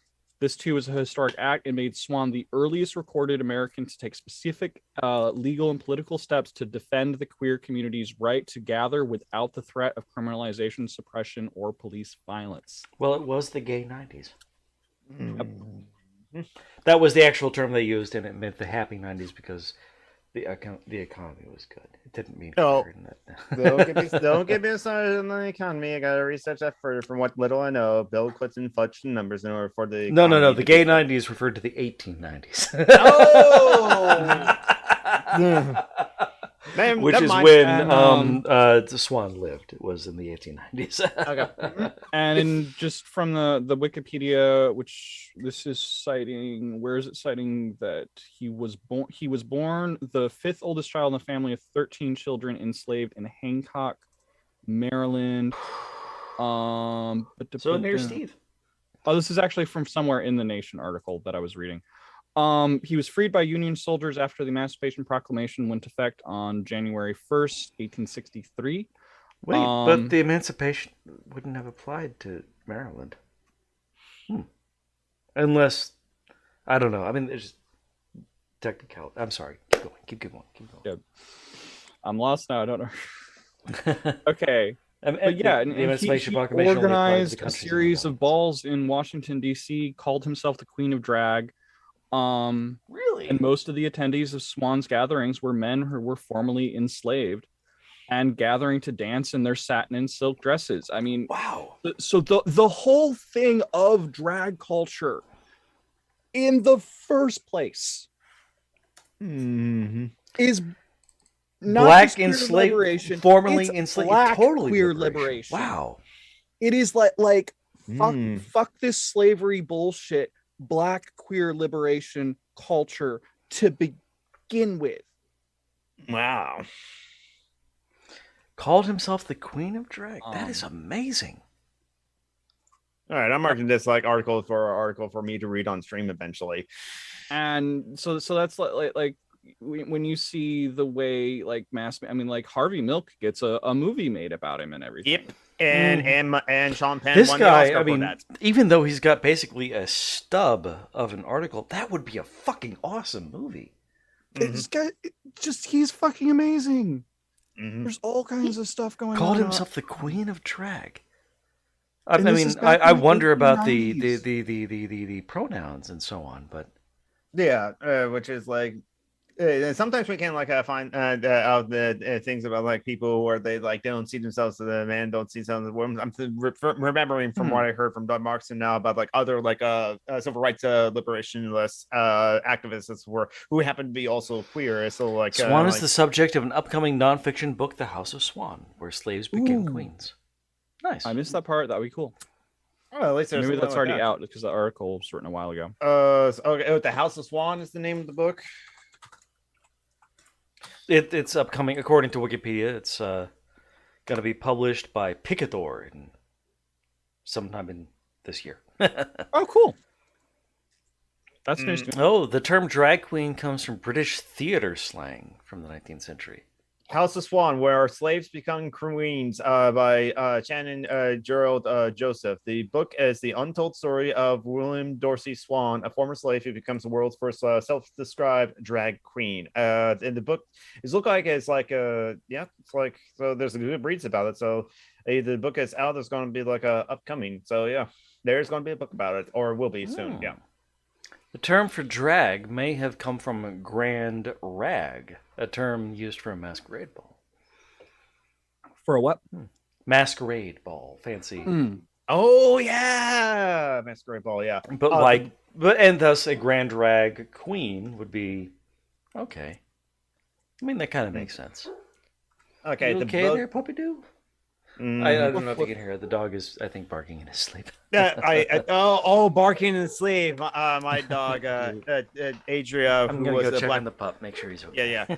Our family dog, Adria, who is a black Labrador Retriever, would sometimes in her sleep as well, dreaming that too. So yeah, that was probably a vivid dream of like her chasing like a squirrel or something like that. The book of The House of Swan will be published in North America in 2021, so by later soon by Penguin Random House as well. So or by Crown. Yeah. Okay. No more Cohen. Oh, such a happy boy. Mm-hmm. Oh, woof.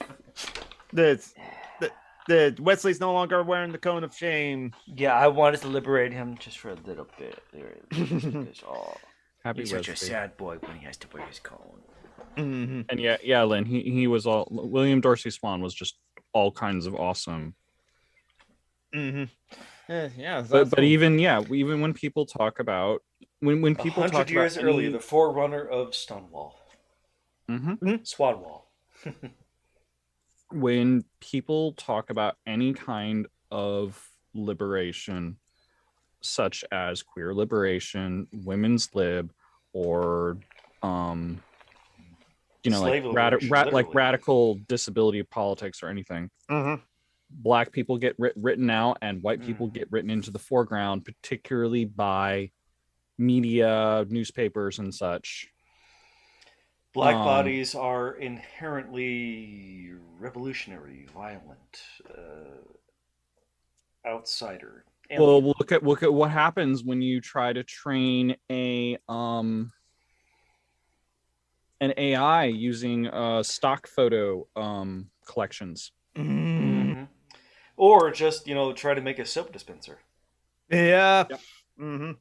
The black man was like, put his hand underneath it, didn't get the soap. It wasn't until he put a white paper towel on his hand and got the soap that he's like, oh, fucking hell.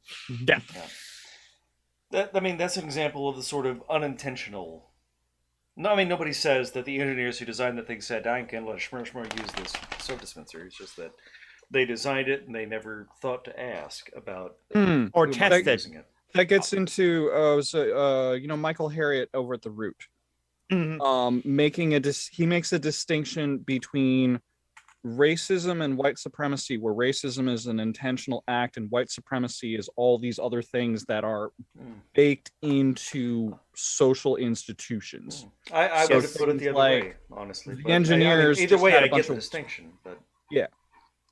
So the engineers didn't necessarily make an active choice to exclude Black people from the soap dispenser, but they were a bunch of white guys and they used themselves to test the product. They didn't think maybe we should get a Black person to test it. It wasn't an intentional act. It was just a thoughtless exclusion. Later, Mithril. Or like when you Google beautiful people, you find a lot of white people in the Google image search results. Same thing with beautiful women or sexy women. The algorithms, the AI, they are trained based on the thing, and thus the infamous result where an AI became super duper racist after being exposed to the internet. Or even the algorithms kind of like, or just stuff like iStock photos, photo collection, because you put into the AI and you tell it to go through all these photos, and then you ask it a question like, what does a criminal look like? It comes back with an image of a Black man. Yeah, because of bias in media. Mm-hmm. Yeah, and the system as well. If you feed it what media has to offer in terms of information, it is built upon racism to begin with. So you feed racism into the AI, you get racism back garbage out. In, garbage out. But people didn't recognize just in things like Getty Photos, stock photo collection, there is institutionalized racism in the way that photo collection is. Not just Getty Photos, but Kodak. They had their, I can't remember what they were called, sort of set photos that they used to judge how good the film was. And they used certain models. And thus, photography was biased toward white people. Oh. And that's part of the reason why I think there was somebody, I was reading somewhere, there's if you look at all these old black and white photos, sometimes it can be actually difficult to distinguish, oh, hey, wait, this person is very, very definitely Black, because it lightens up skin all over the place. And then other things like Tempoko from Maui culture doesn't show up on a lot of this film. So that gets completely erased from photos Shirley cards of Maori activists. So the film itself erases people who are not white.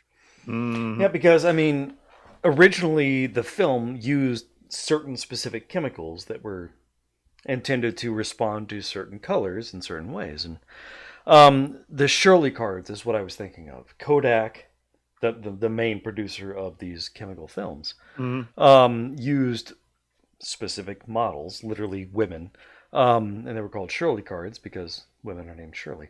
And they would judge how well the chemicals were responding based on the way these women looked. And thus, because the women were all white, photography for decades was aimed specifically at reproducing beautiful, vibrant white skin. And thus, it just didn't work as well if you had melanin. Oh yeah, the freaking out of medical bias as well. Oh yeah. So yeah. Oh. There's a whole history about that. Mm-hmm. That's a whole. thing. I could go off on that. Please do. Because you know where this idea that black people don't experience pain the way white people do comes from. Tuskegee experiment. Oh, it's older, way older. Back. That's right. Way older. Black people are subhuman. They're animals. They don't feel pain. It goes centuries. Slavery propaganda. Yes, that's right. Oh, but they don't feel pain the way we. Therefore, we have to beat them even harder. To whip them we have to torture them, otherwise they won't even against their will. What does always go back to slavery? That shit like what Dava is pointing out. That stuff is in actual fucking medical textbooks still. It's like.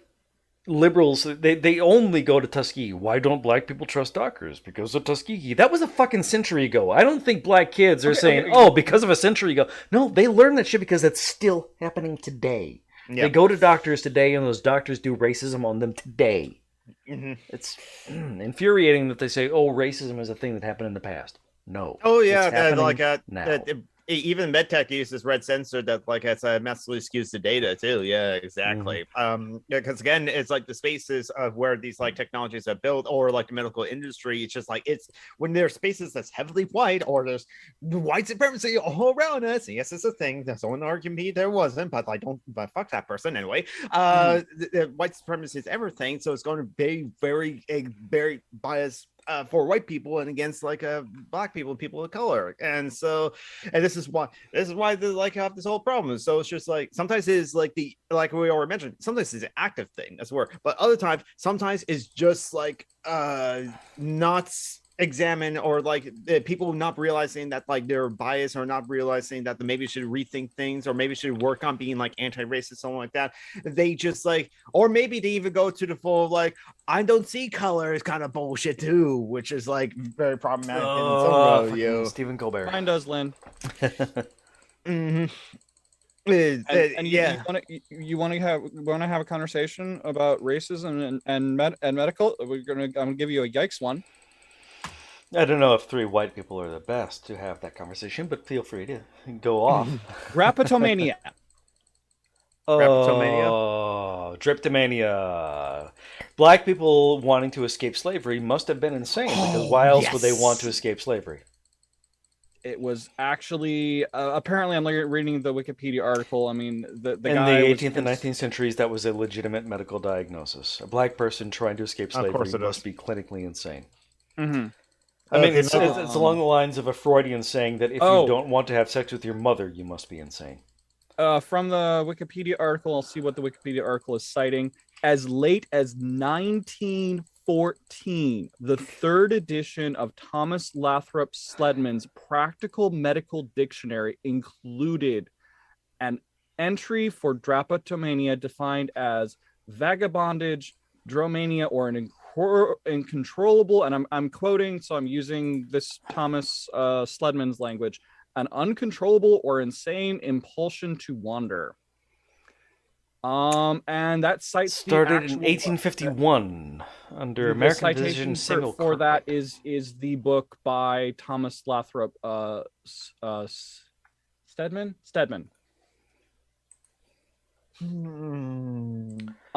So here's the guy. You won't be able to see it right away. It's a very small image, unfortunately. Maybe I can zoom in. There we go. Samuel Cartwright is the white motherfucker who came up with Tryptomania. You'll be able to see him in a couple of seconds there on the stream. I'm going to. I apologize on behalf of. I apologize to like everyone for white people. I should do more than apologize. So like this man. As late as 1914, included an entry for Tryptomania and defined as vagabond, a black man walking free, vagabondage, or drum mania. Oh yeah. You know what the point to loitering laws is. A black man who doesn't have a white boss to protect him is a criminal. I read this in like the Demand for Order and the Birth of Modern Policing, a essay by Kristen Williams, who also wrote the excellent book Our Enemies in Blue, as we're all about like police history and stuff like that. Yeah, and I think this covered by Robert Evans in the Behind the Police and stuff like that. Yeah, all those like lottery laws and vagabond laws is all because like a free black man get to be arrested and then thus be enslaved. It was all part of Jim Crow. It was just a way to be able to arrest any random black man if you wanted to. And because the 13th Amendment, what the loophole in the 13th Amendment was intended to do. Mm-hmm. Yep. I don't think the Union intended it that way, but it was immediately exploited. I don't think. I think at the end of the war, Union soldiers, at the very least, were ardent abolitionists. Mm-hmm. Because they had been living alongside, fighting alongside, working, loving enslaved people. And black and Union soldiers, at the beginning of the war, they were not abolitionists. At the end of the war, they were abolitionists. Soldiers who had been fighting alongside former slaves said, "We now know how awful this was. We have seen their scars. We know them to be our brothers. We will end slavery."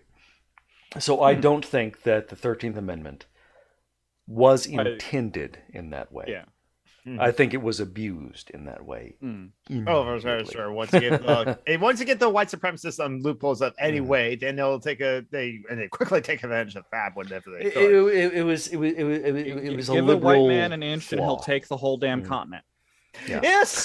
Turtle Island. Yes. Joy, I'm sure would agree with you there. Oh no, you're not wrong. all three sections of this continent too. The whole goddamn globe, they will. Yes. We'll give. We have to do the land back. We have to do the land back. Back. But I think that the way it was intended originally was because they didn't have prisons the way we do now. It was sort of. Yeah, they did. The only way they thought it was either do nothing, kill someone, or sentence them to hard labor. Was where that loophole came from. Yeah, I agree. Lin P is also what's abused by businesses. Absolutely. Back to like our previous conversation about like prisons and private prisons as well too. Yeah, so I don't think it was, like the private prison wasn't a thing until the neoliberal thing of like Reagan, like no. Private prisons were not, but they were still insanely profitable. They made public contracts. Shawshank Redemption. You know the term for that? The convict leasing. Yes, that's what it was. I know Lynn's explained that term to me a few times. Yeah, Lin P. Yeah. Lin Wu's. Oh yeah, probably should like also like plug the Lin Wu's channel because she. That is precisely what they show in the movie Shawshank Redemption. Black, mostly, and white people would get caught up in this convict leasing thing where people could make lots and lots of money. Under the table or over the table, leasing out convict labor. Chain gangs, making, breaking up gravel for roads, all that stuff. Tarring roofs, things like that. Wildly profitable even before for-profit prisons were a thing.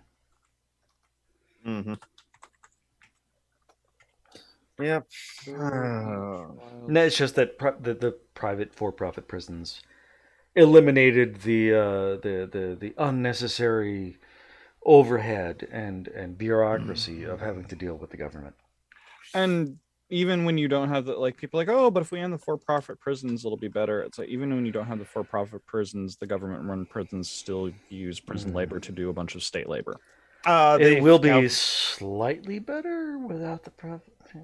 I mean, the California wildfires were fought. The California wildfires were fought. They're fought by like prisoners, as it were. Prisoners who were not allowed to use that as anything on their resume. Yep, they can't. That's part of the thing about like we kind of like mentioned it about like the black people being arrested for being black, and then the drug wars and the war on drugs, which are like imprison a lot of like black fathers as were, and how difficult it is to like just get onto a basic normal life outside of that, outside of prison. It's the goal is to hurt people. The cruelty is the point. And Lynn's right. License plates. A lot of states, the license plates, the work to it's a stereotype, but it's true. Is in the prisons. That's just one example. Yeah, that's one example, and it's like the re-entry into the prison is just like so common thing because of like the tough on crime sort of thing makes it difficult for people to like get back in, as it were. So like. It's you have to be really, really, really clever on resumes in order to like say that like what was your past work experiences of like to be able to credit. Who do you work for? I work for the state of California. Prison. I worked for the state of California. Well, I mean the thing is, and again, the research has shown this: being convicted of a crime hurts you more if you're black than if you're white. True. It showed that a black man with no record of conviction was less likely to get hired. Or less likely to get called back for an interview than a white man with a criminal conviction. A person with a equivalent resume with a stereotypical black name versus a stereotypical white name. But I mean, and as well as even tried that with like a male name and a female name as well, or like a man's name and also Asian. Name. I mean, basically, we're all racist AF. Yes. It's almost as if it's just a system of white supremacy, cis hetero patriarchy, ableism, blah blah blah, the hierarchy all around us. I think Kamala Harris was like she was like told to release prisoners, but refused. I can definitely believe that. And I bet she will give the statement that like the reason that like it would hurt state labor interest if she released prisoners as were. It would not surprise me, but I'm going to go ahead and Google it. To be sure. I know for sure. I'm looking at something. At one point, her lawyers argued that the state couldn't release some prisoners because it would deplete its pool for prison labor, according to Vox.com. So yeah. Yep. I mean, she did like put like trans women into like men's prisons, which resulted in one trans woman dying because of that, and refused denying trans women's like surgery while in like prison as well. This is why hire more women guards doesn't fix the problem. The reason why she has the nickname Cop Mala. Yes. I changed my Patreon handle just to sort of kind of stick a needle, stab a nail into Andrew and Thomas over in Opening Arguments. I'm a patron over there, mostly at this point, so that I can have them read Social Justice Alchemy every week, and then something that's hopefully funny. But this is now Social Justice Alchemy. Mansion and cinema aren't just bad apples. Oh yeah. Learn from they're BLM. Indicative of the whole thing. The point is that they are the public face of what the Democratic Party wants to do, but doesn't want to be open about doing. Look up the political concept of the rotating villain. Like Kirsten Sinema. Apparently once upon a time, she was a dumbass college student who actually believed some semi-social justice things. But now she's realized that she can make a total tuck fun of money by being a complete asshole. And I don't think she's even trying to get reelected at this point. I think she's lining up to be, what's her name, Meghan McCain's replacement on The View. Which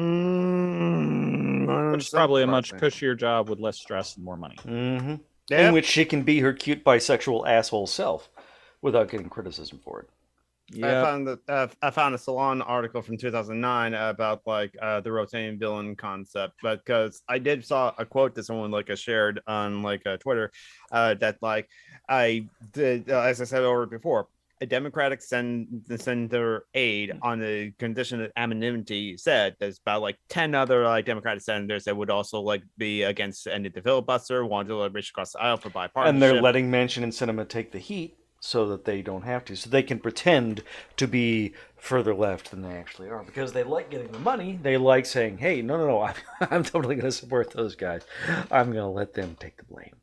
Mm-hmm. That's how the rotating Black Lives villain Matter. concept works. It's not just one or two bad apples. Learn from BLM. Manchin and Sinema aren't just bad apples. Oh man, but and I can't wait to hear Thomas or Andrew stumble over that when they read it. Yeah, because I mean they are progressive, they are allies, but they are super duper steeped in liberal capitalism. Yes, because like our friend Corey Johnson, who hosts of the Mind of Skeptical Leftist, co-host on Skeptarchy, and a host of like many people's places. He Canadian, but we don't hold that against him. But he's an anarcho-communist too, so he stopped listening to like opening arguments, even though it's a good resource for like a legal scholar. It is really good for legal shit, but they are so fucking Democrat. So fucking like liberal, and Thomas Smith is just like, yeah. So maybe there are people who will try to coddle him to like be a good ally, but he still can't get over his privileges or doesn't recognize some of his privileges. So, okay, all right. I noticed the byline of this Salon article that I just linked. Glenn Greenwald. But the rotating villain is also on Urban Dictionary, so it's a thing. Yeah, I would just remove that one because like fuck Glenn Greenwald. That's where I can find other sources to read about it, like Reddit that aren't so turfy. Yes, exactly. There's a pretty tough thought. Glenn Greenwald is basically just a Republican at this point, right? I mean, yeah, pretty much. Yeah, except he's British, so he's a Tory. Whatever. Right? I don't remember. I all I know is fuck Glenn Greenwald. It's. He's full on transphobic piece of shit. Yeah. That's enough for me. He's Natalie Wynn's straight friend. Okay, that was putting it a little bit too harshly. I don't know. I don't know if they're friends, but fuck if they are. I don't care. I don't care what it must. This is something I kind of realized when we mentioned it like some time ago about like I think it was last week of like the latest thing that Natalie Wynn has said, but now I'm just like, I don't get it. But then it's like for us, oh what fuck? That I played her game as well. Does she want to be canceled again? Because like she will do this to cancel again. Just ignore Natalie Wynn. Just ignore her. Your ass used to be beautiful, man. So you know what we need to do? We need to just go break the algorithm. I'm quite certain there are Black and Latinx and indigenous trans people all over YouTube that are not. Oh yeah, Joey, that are not getting the views. And we need to plug the hell out of them. It's just a trick of finding. It's hard. You have to deliberately seek them out. And... You have to deliberately find. That's the hacking thing. The algorithm will push up people like Natalie. Yes, because she's white. Not only is she's white, she's pretty, she's rich. She went to an Ivy League school, I think. Not just that she's white, but she also does not challenge whiteness. Yeah. Yes, she used to. Very briefly. And then she transitioned and went full Karen. Yeah.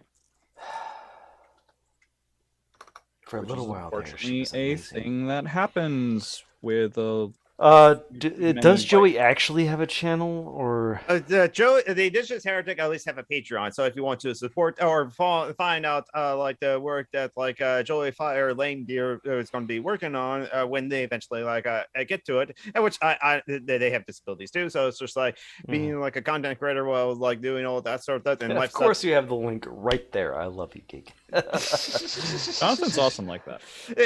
Yeah. Jonathan is, as I've said, the Scarlet Pimpernel 2.0 of internet leftism. Yes, because when it was on 007, but illegal.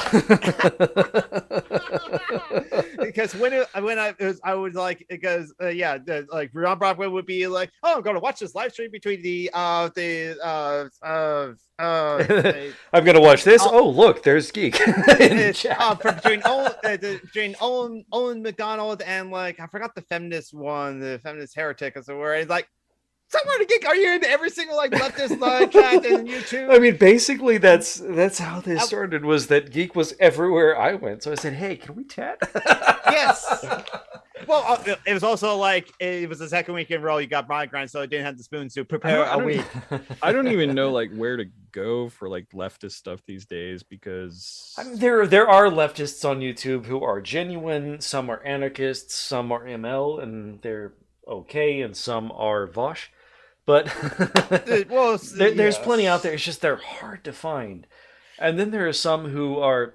I want to plug right now. I'm going to find the link. Saint Andrewism. Mm-hmm. Can I just say, just to be a pain in the butt, usually I don't like to poke Vosh with a 49.5-foot pole. But just for the record, I was deliberately making the contrast there. You know, rule of threes and so on. Saint Andrewism. He is presumably a person of color from the country of Trinidad Tobago, who is an anarchist, and he talks a lot about black anarchism and international anarchism. A fucking amazing channel. Educated the hell out of me. Fucking love them. I am now going to put a link to their channel. Oh. You can do it to the description. You can add it to the description. Oh hell, like right up here on the popular uploads, there is a cool looking video titled "What is Black Anarchism?" that is nearly 40 minutes long. Mm-hmm. Oh, and it's got the closed caption tag on it, so it's captioned. Yeah, Saint Andrewism, fucking amazing. Love them. They go into detail about stuff that white anarchists don't. American anarchists don't. They are, and they're so. I mean, they're fucking scholar, fucking academic. They do serious hardcore reading. They know exactly what the fuck they're talking about. They are not, in other words, me. Oh, and he's got some cool looking channels in his channels. I enjoy, I think, down here too. Checking the channels. Khadijah. Oh, that is how I encountered him. Khadijah Mbowe. She's an opera singer who she's basically the internet's black bisexual auntie. She is amazing as well. She does a lot of black stuff, and counterculture resistance stuff as well. That's the only one of the channels I recognize from his thing. Although I gotta say, I like the thing Alchemy, because it has, instead of a crossed hammer and sickle, it has a crossed hammer and Molotov, which feeds into my alcoholic sentiments. Okay, so yeah, I got a lot of watch more YouTube stuff. So okay, I'm not familiar with this. There's unfortunately I've not been like focusing on like a YouTube as it were a lot. There's a lot of YouTube that like I do used to regularly watch too, like a rank and cut that like I need to like. I think Joe McClory has it right. You're not actually a single person. You are a collection of leftists. That you're on 3 streams at all times. I try to do my best. Well, I mean, not to insult you, Tabby. You are just an individual wolf. Yeah. Who like lately? This has been like the one place I've been coming on because this is what I have the matches for, and this is just. You have your own stream though. I don't want to. Yeah, I haven't done anything with it lately because I've got a bunch of shit going on. I've got a lot of anxiety about. I've got a judge hearing, which is going to be over the phone. Damn it! Zoom call or I'm hoping. Just phone. I'm hoping. I put in for it. Up in November, where I'm supposed to talk to a judge, and the judge is going to be like, "Oh well, Social Security says you're not disabled, and you need to argue that you're still." It's this fun thing I'm sorry to hear it. I can give you. I have a whole bag of hugs right here if you want some. Yeah, that would do. It's that's just all I got. But if I mean, maybe a little doomsaying, but just to get into the reality of like things with disability, and we'll preface this with I have a bit of a bias in my favor because even though I am trans and I will be openly trans on a video call because a little hard to hide at this point. Yeah, but you are white presenting and I am you still could be white mistaken for male. So maybe hide the spoopy Charmander or that's a Bulbasaur. Spooky Tail. Spooky Tail yellow guy. Mimikyu. I love Mimikyu. Mimikyu's back there too. That's Bulbasaur and Mimikyu. Pikachu is the one I was trying to. Spooky Pikachu. Spooky Pikachu. That's a Mimikyu. Because he looks like Pikachu, but he also looks like he's undead and dripping blood. Because it's a Mimikyu. Because it's a Mimi trying to like mimic a Pikachu. Oh, okay. Mimikyu is great, and I have just adopted Mimikyu as both like a trans non-binary and a neurodivergent icon because the whole story of Mimikyu is that Mimikyu puts on this mask to look like Pikachu because it just wants to be loved and they don't want and they're afraid of people seeing what's underneath, the mask because they're afraid oh my god, just want to hug now. Yes. So it's like I'm going this is the kind of in the closet experience for it's like both a lot of queer people and a lot of and it's like and then I was as I was just coming to understand myself as being neurodivergent, being autistic, like that is also this experience. Oh, Joey's in the chat and has given us their indigenous voice.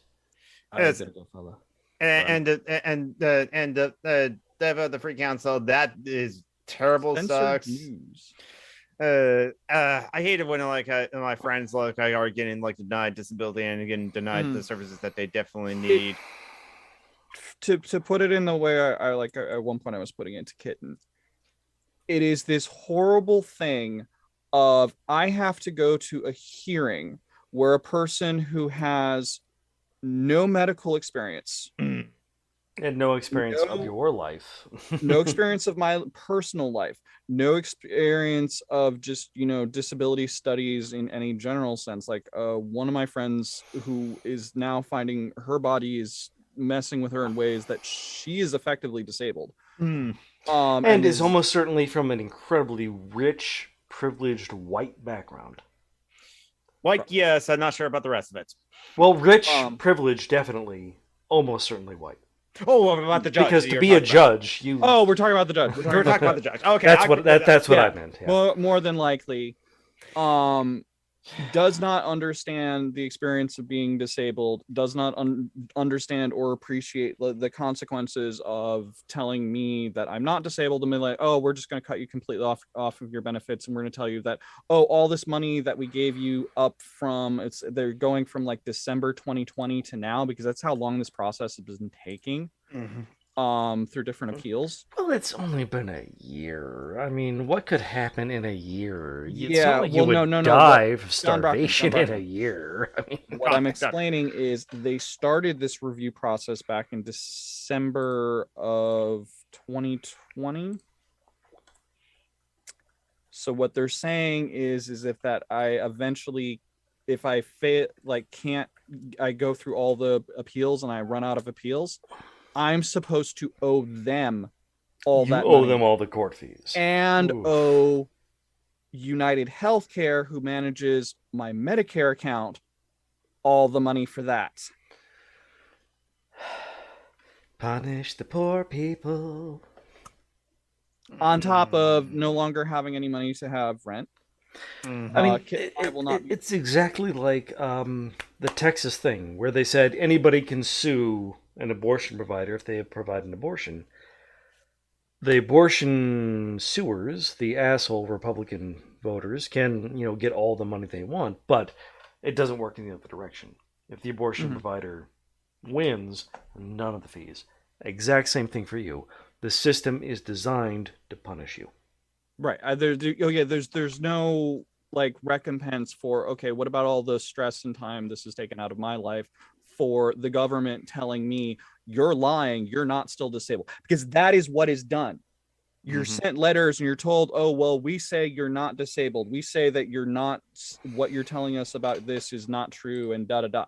That is what is done. And then a person who has none of that experience, who has all of the privilege, has the authority to say whether or not you are allowed to have the resources that you need in order to survive, in order to pay rent, in order to buy food, in order to do anything. And the consequence is, and I'm going to be really harsh here, the consequence is I don't have a survival plan for after that at all. If I do not have an income to survive on, I take medications. I'm not going to show the like this one right here costs like $300 to $400 to like $450 a month.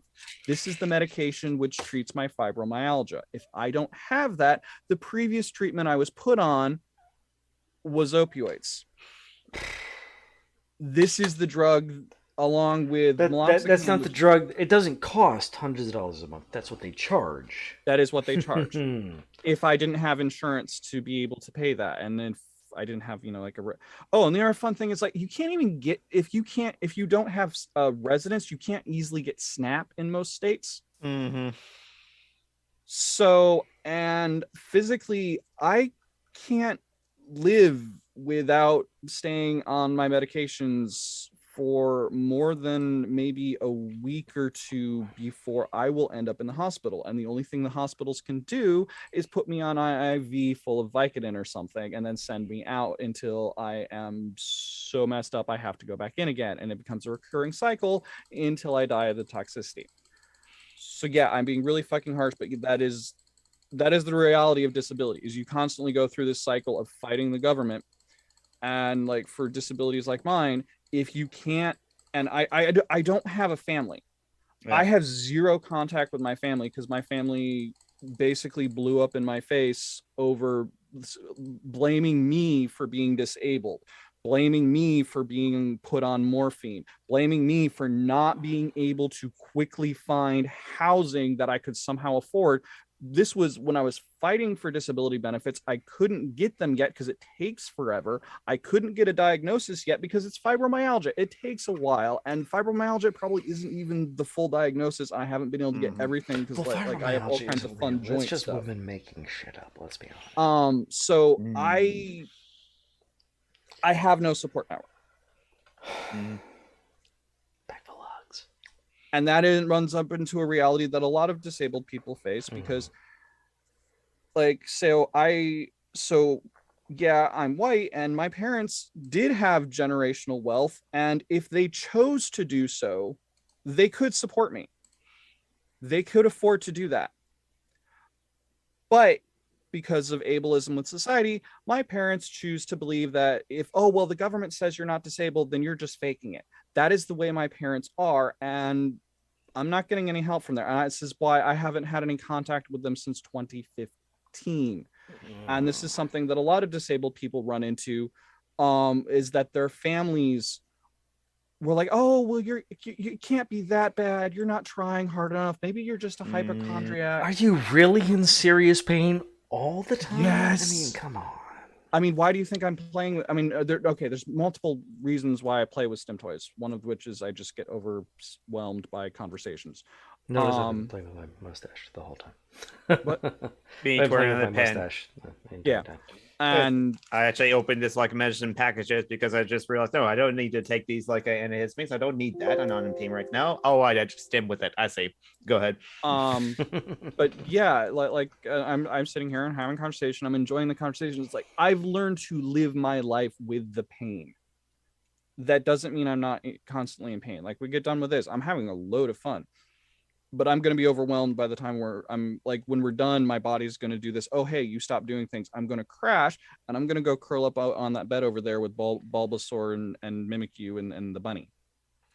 Because that is my life. I have fun doing things like this.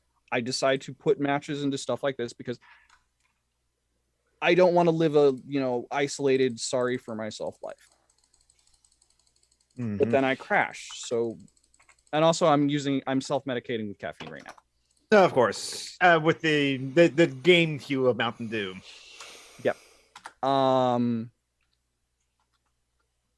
But yeah, and yeah, that's the other thing, like David. So like I can't afford to survive on my own. Kitten, like I'm not kidding. Kitten now has a cane sitting back there by the bed. Because I've been trying to get on her case to get her to go to a doctor, and she hasn't gotten around to it yet. But because insurance at her work is crap, and she's worried about the money, and I'm like, just we'll blow out the credit card because you need a doctor. Because she's 57, she's got a bunch of stuff going on with her legs. We don't know what it all is. She knows she's had Epstein-Barr, which creates an ongoing immune system thing, which makes it really fucking terrifying that she's still working at Target during the pandemic. So far, we've been very fucking lucky. She is going to get, like, it sounds like the Pfizer is being approved for booster shots, and I don't know if it's the state or Target's paying for that, but somebody else is paying for that. Fortunately, her job is encouraging her to get it, which is good. And also Target has a company-wide mask mandate for employees. Communism. Yes. It's mask mandate at my job, and they encourage vaccinations, and that's where I got both my shots. I'm not going to get the Target like is encouraging the vaccinations, or like they actually have like a vaccine requirement. Then my company might soon have a vaccine requirement, or it's not soon, very soon. So it's been pretty good on that front. We had a bit of a scare because Kitten's niece and nephew-in-law and their kids, our nephew, like she goes on every Sunday and helps watch their kids because they work a lot, and there's different people that help out with childcare. And it's like that's something you can't stop doing during COVID. And that's also how, because we don't have laundry in our apartment, so part of the deal there is she goes and she helps out with the watching the kids, and then we get to use the laundry over there at the same time. Okay. Yeah. So like she's over there today. She hasn't been able to be over there in about a month. The reason was because our nephew-in-law came down with COVID, and then it was one of the kids, and her niece came down with COVID, and they've all recovered and they're all fine. But it was it was a big, huge fucking scare. Because if Kitten or I get COVID, Kitten's already got all kinds of problems going on that we don't know what they all are, because we haven't been able to get her to a doctor. That would go badly. I get COVID and I get long COVID on top of my chronic pain. That's going to be really miserable. So, sorry, very not fun. No problem. No. We have a event as well as for me to be an asshole. Mostly a place for John Brockman to be an asshole.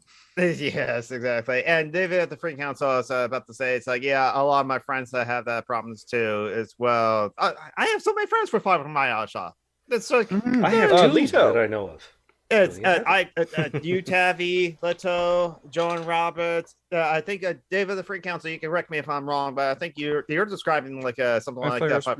Fibromyalgia as well. I know a close family member that has fibromyalgia and Crohn's, and that was a realization. I really need to talk to this family member. I really should just sit down and call her, because I love her too. So autoimmune. Have to take oh hell, that makes COVID really terrifying. Take immune suppressant biologics. Took a year to get a fighting with insurances for it. Now I'm going to. Oh hell, that's terrible, Deva. That's a terrible Deva. So many of these things that's just like and people falling in the grass, and yet then both of these capitalism, am I right? Yes, and then I hear from people, well, there's the Section 8, there's the food stamps, there's like the SSI, SSDI. There's no one that should have that easy to get on Section 8. It's so hard. Yeah, they put massive barriers in place because they actively want to punish you for not being anything they like. And what they don't tell you about SNAP is it's a lot easier to get if instead of filling out the paperwork yourself, you go and you set up an appointment with the social services office to go and meet someone with all of your information and have them help you make sure it's filled out absolutely exactly the way it needs to be, and helps you understand some of the more vague questions and stuff to know what it is they're actually asking. In other words, you need to hire a lawyer. Yeah, close. It's effectively. You have to actually like either get a phone interview or sit down with somebody to have one of their people. And my experience, and again, preface, my experience is a white experience. Like society is biased to help me. Mm-hmm. That whenever Kitten and I did need food stamps, we'd get denied if we filed it online. But if we call and we set up an appointment and we either sit down with somebody or we do a phone appointment, either way, they will go, oh, hey, wait, you should actually be filling it out this way, not this way. And there's a whole bunch of corrections to think, because the way the forms are made don't make a lot of sense to anybody. But the people who work there don't have any incentive to prevent you from getting SNAP. So like, oh no, wait, this is what you need to do, and this is what you need to do. And they help you fix the whole thing so that all the I's are dotted and the T's are crossed the way the system expects, to help out with that. But there's also like a lot of things like if you're able-bodied and you're on SNAP for so long, they'll only give it to you for so long, and then they'll say, oh, well, you're not trying hard enough to find work. It's like, you need food. That's because I can't work, motherfucker. But and here's another problem about that sort of thing. Even the people that are able-bodied and trying to find work right now, they're not being hired for some reason, even though those places I was reading a whole long article. I think it was like on Recode or something. There are places that like are complaining about how they're not finding like people to work because they're not hiring people that are willing to work for whatever because reason. They're not paying enough. And there's also that as well. And the Free Council says like, and with the COVID, the social security offices are closed, so they can't even do that. Yeah. Oh yeah. So like everybody I talk with at the social security office, they're working out of their homes. Mm-hmm. So it's really wild, and it's like, so all the paperwork and everything is at different people's houses. Mm. And going between different people's houses in the mail, and because they have the actual offices closed. I mean, it is a COVID precaution thing, and they do have. It's also it's also a way for them to make it harder for you to get access. Or lose paperwork as well, which is a very human thing that does happen, or if it does happen as well, or that's the reason. Our restrictions are making it harder for brown people to vote. What a crazy random happenstance. This was unintended. And harder for them to survive since they are the largest. If you're disabled, what, we put these hoops in your way? No, we're just making sure you're not an immoral loafer.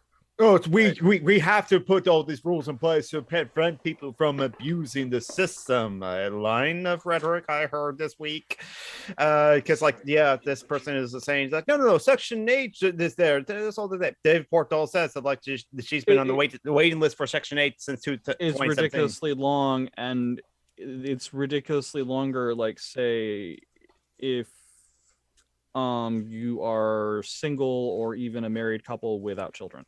Yeah, that's a good hot take, Lynn. Social security offices being open is more important than bars, as it were. No, because bars make people quiet. and stop struggling. Mm-hmm. See, bread and circuses. Oh yes, bread and circuses, yes. Which is why I still don't understand this. Which is why all the sports leagues continue going on. It's just like, and players who are actually tested positive for like COVID. Keep the white rednecks quiet. That's all they care about. Hey, rednecks, it's used to be a term for like actual like socialist activist workers. I guess like I don't know what kind of term. No, it was always a term that referred to poor white people. Oh yeah, because you work out in the sun, you get sunburned. Yeah, but some. So it wasn't it was never a socialist thing. It was always just a classist thing. Class thing, yes, but yeah, redneck revolts is actually kind of awesome. But like, so yeah, they probably like filled out the paperwork wrong, and it's like it's just also like with immigration. If you just get just one thing wrong, you get denied. Oh, Deva, are we talking about Social Security disability, or are we talking about some other social services? Yeah, because there's like does it matter? I would assume that they're all, because my experience was like getting actual disability benefits is pretty much no one gets them before they get seen by a judge, and you have to like go through a bunch of paperwork denials before you get a form that says you can request a hearing in front of an administrative law judge. And then during that, and the other thing that comes up with that, this is really fucking horrible, is because one, you can't afford a lawyer on your own. No, if you're disabled, obviously, unless you find like lawyers are famously easily available and cheap. But then they say, but Social Security pays for the lawyer. The way Social Security pays for the lawyer is that the lawyer can get paid up to $6,000 out of back pay that Social Security would owe you to the initial start date of your first filing for disability benefits. Lawyers know this, and they want that full $6,000. So they are going to wait. If your case hasn't been fought that long, they're going to wait until they get that full $6,000 to actually accept your case. Yep. Even the most generous lawyer won't work for free for everyone.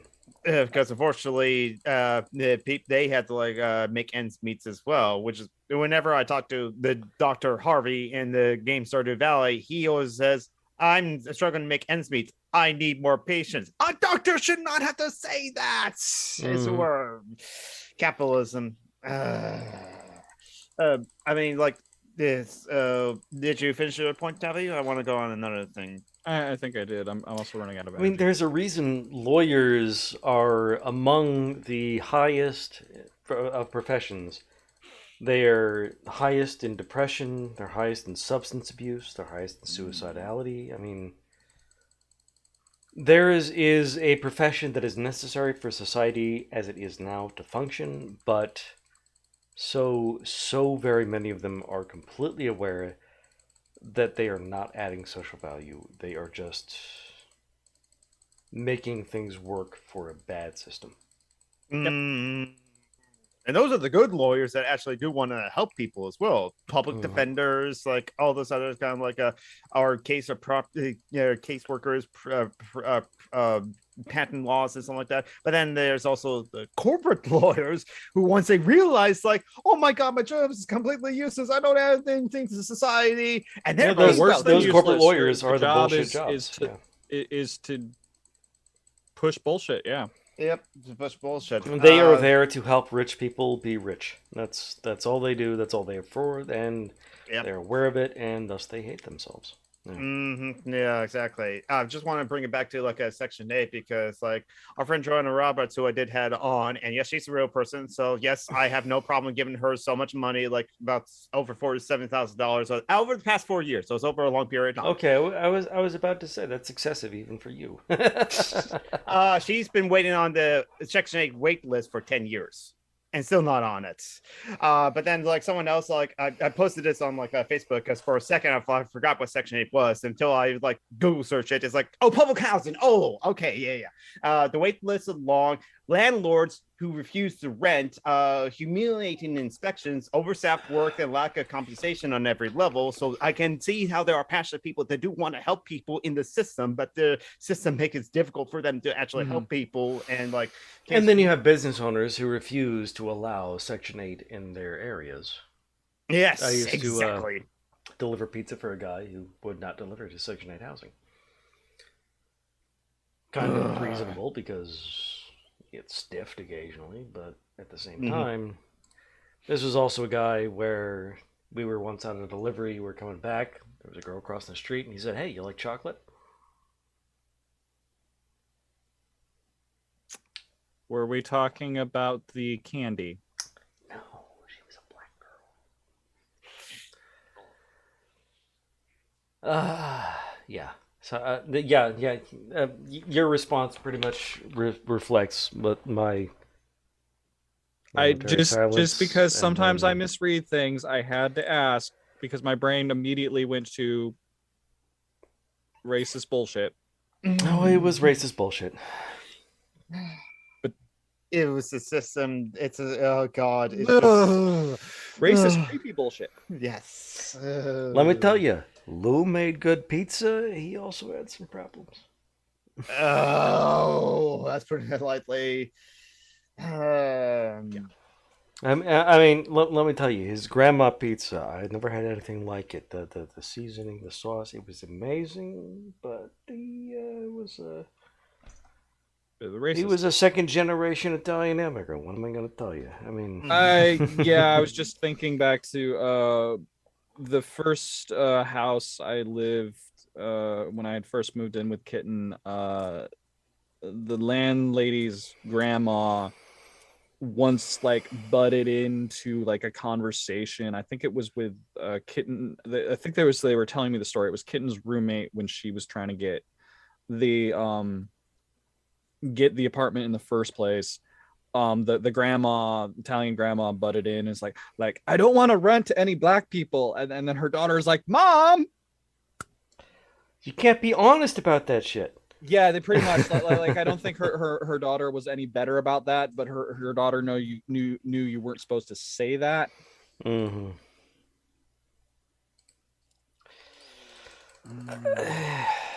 I mean, I remember answering the phone there at the restaurant once and couldn't understand what the fuck the person on the other end was trying to say. Turned out it was Lou's mom, who didn't speak English really. Okay. So when I say second generation, that's what I'm talking about. And seriously, really good pizza. Is and honestly, I'm fine with people like because in this country we don't have an official language, so like people can come in with whatever language that they are and what they have. So long as they learn English, they're fine. Yeah, okay. Oh yes, that's the rhetoric I find about. It's good. Oh god, I'm not. It was good enough for Jesus. It's good enough for the rest of us. Yeah. That's not an actual quote. Nobody ever actually said that. It's just a stereotype that they use to pen just correctly. You're sure no one ever actually said No, they never. It's attributed to a Texas official once upon a time, but no, nobody ever actually. That's too believable, though. It's very believable because I can so see somebody's white grandma saying that. It is. Yes. It is very. It's so believable. That's why it sticks around because my family extended. I know that feel, dude. David has to live with abusive, transphobic, homophobic parents. Does not. So many of our friends live with. So many people live with my mom. I'm privileged. I just have my younger brother, and we don't talk politics. That's how I can live here. We just don't talk politics. You know, not for nothing, but you have a sword. That would be just cool, saying. Cool just saying. Not implying anything. I'm not saying you should kill your brother with a sword. I'm just saying. I got a bow staff too. Oh hell! I got a pair of size too, adult size. So you could make a fishing spear, which is what they were originally used for. Oh yeah, I can see that. Yeah, exactly. The size were actually make 3 even holes in the ground. Do I even have any? I don't actually have any decent weapons in the house. And a practice katana I can practice with. Well, if you practice and work hard enough, you become the weapon. Sorry. I'm not saying you should be an incel, but that. Oh god. I've got a bunch of friends who keep being like, "Oh, well, you're a disabled trans woman. We need to arm you," and I'm going. With what? And then what am I supposed to use it for? I mean, even Little Ano, we have like joked with the Little Ano too, because like she has her a cane could be a weapon. Yeah. Oh yeah. I mean, no, cane. The cane can be a useful weapon if you don't need to use a cane to walk. Yes, which is what I do with this. Yeah, fortunately, yeah. But no, there's actually cane fu or like actual martial arts that focus on the cane as a weapon, as it were, because mostly with the hook as well. But you can think of it as just like a staff of a certain length. That's where there are 3 feet staffs, there are 6 feet staffs, there's like Joe's staffs that are like 2 feet as well, and there's certain martial arts are dedicated to that sort of thing. So the cane one, there's also dedicated martial arts. But again, if you need to use it for walking, how are you supposed to kind of just like not use it for walking and use it for martial arts? There's limitations to that, definitely. Yes, my leg doesn't work, but I'm going to kick your ass with this stick that I use instead of having a leg. That's a good point, Dave. You know that there is actual labor laws that let employers pay disabled people less than minimum wage. Yeah, I heard. I think it was on the Bituation Room. Recently had somebody on who is part of the broad national movement here in the U.S. to get rid of that racist, slavery-based loophole. I mean, tip workers are still like can be paid less than minimum wage. That is what it is, because servers were schmashmers and therefore didn't have to get actual income. Once upon a time, getting a tip was on top of an actual living wage or salary. And in the U.S., we turn it into racism. That's right. Also, from someone, Ann Johnson mentioned this when he mentions that kind of like a thing on their podcast with Nima Shirazi of Citations Needed. This is the one with the brackets. There's so many citation needed, like a podcast, but it's the one with the brackets that's the citation needed.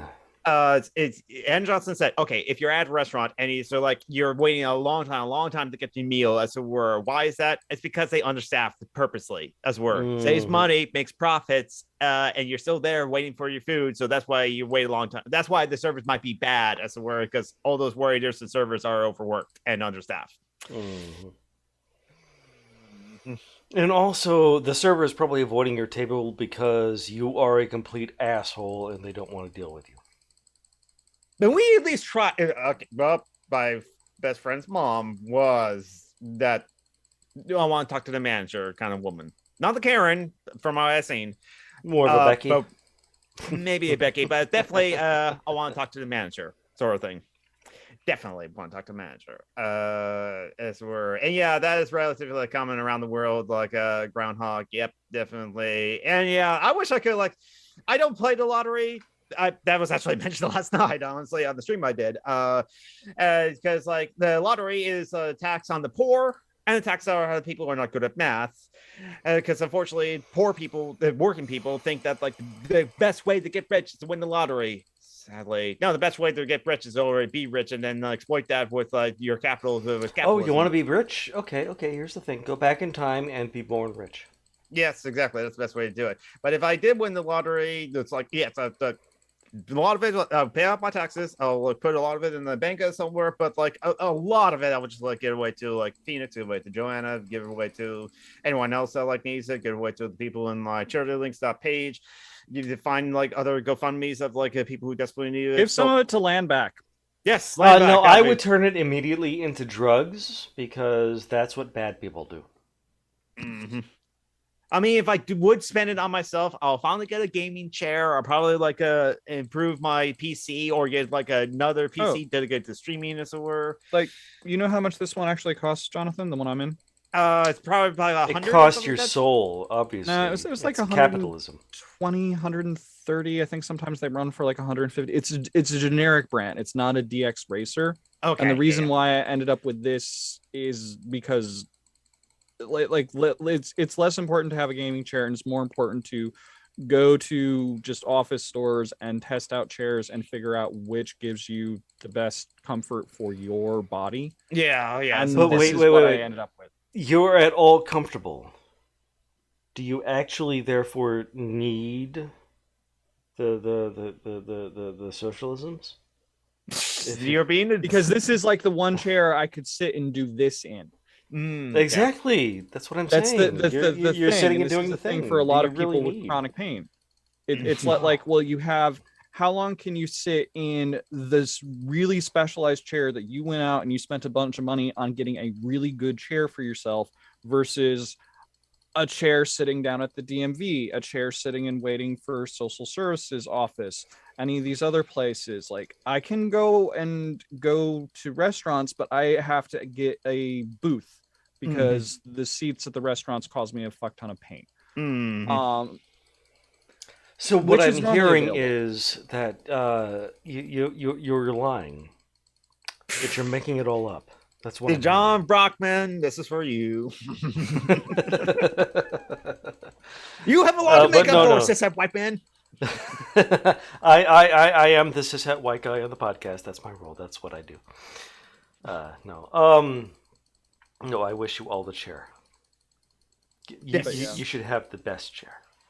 That is the thing for a lot of disabilities. That just it makes a huge night and day difference to have a decent chair that you've gone and you found out what kind of chair helps you, because it will be a huge difference between that and like just random chairs you might find in a workplace. Yeah. And it's a huge difference to have a decent bed. And both of those things are major expenses, but they are major expenses that are necessary to living a bearable life for a lot of people with disabilities. And they're not considered, but you're spending a bit. No. It's like, I can't just go buy. I mean, I could just go get a chair from some garage sale. It's the I'm ghetto probably tax. going to end up with something. You need to spend a lot of money in order to just survive. Because things like that, I mean, and there's like odd little kitchen gadgets and things. I mean, some of them are really not that expensive, and some of them are pretty good for saving money anyway. Like, I primarily use a slow cooker in the kitchen instead of using the oven, because it's a lot less of me moving around, moving the heavy pans, bending in and out to get stuff in and out of an oven. And also the slow cooker, if I doze off a little bit, it's not going to burn the food. Yeah, exactly. So it's like stuff like, there's a lot of odd things like that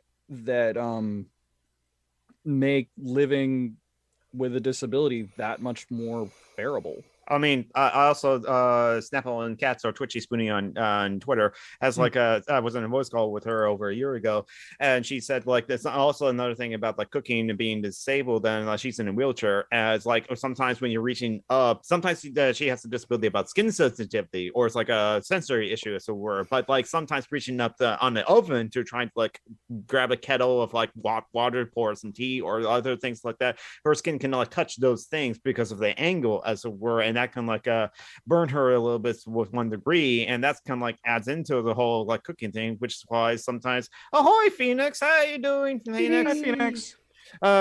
Okay, talk about disability, and Phoenix shows up. Who looked in that? And there say hello to Loki. This is yes, hello to Loki. Phoenix. No, Archimedes. Oh, that's right. Phoenix moved out. Loki was like the dog that like that she lived with, as well as Luke at like her parents' place. So now she lives on her own, takes a Section 8 actually, finally, and now has her, which is familiar of Archimedes. But yeah, but that's another point. It's just like there's so many like hidden things that like us as able-bodied people won't realize that, and unless we listen to like the disabled people, their experiences of why it's just like, why can't you just cook? No, there's many reasons why some people just can't cook, or they have to like change things around, which is why when like my friends ask for like money for like a DoorDash or to order out or something like that, I have no problem like give them money. And other odd things that are extraordinarily helpful, which some people might take for granted, and if you have struggle with getting just exactly the housing you want because you don't have the money to go around and shop for what you want. What? It's taking advantage and just struggle to ignore. That's women, generally, right? Yes. But you had a specific point. Ooh, yes. I don't have one right now in this apartment. There's nowhere to hook one up, and I don't have one. This means that either Kitten, who is starting to have her own problems and still works at Target and then comes home exhausted and sometimes needs a cane to help her around the house, or I needs to just manually wash the dishes. So one or the other of us is going to be exhausted and in pain from doing the dishes. Other odd things. Kitten is really doesn't necessarily have the balance and the strength, and I get terrified every time she goes out in the snow that she's going to have a slip and fall. And as much pain as I'm in and as much as I struggle with balance, I'm still more agile and a bit stronger in terms of upper body strength than Kitten. So we have winter coming up. Guess what I end up having to do every time it snows? And winter's hard on you already. Make cookies. I wish. Sometimes I do that, which are the pre-made cookies so that I don't have to do all the mixing. Yeah. But I do end up like I don't have anyone to help me shovel our car out of the public parking lot across the street. So what ends up happening is when that happens, I have to get moving before, because like Kitten can't do that and work. Yeah. So we end up trying to figure out food in the house that I can eat or we both can eat without me doing a lot of cooking.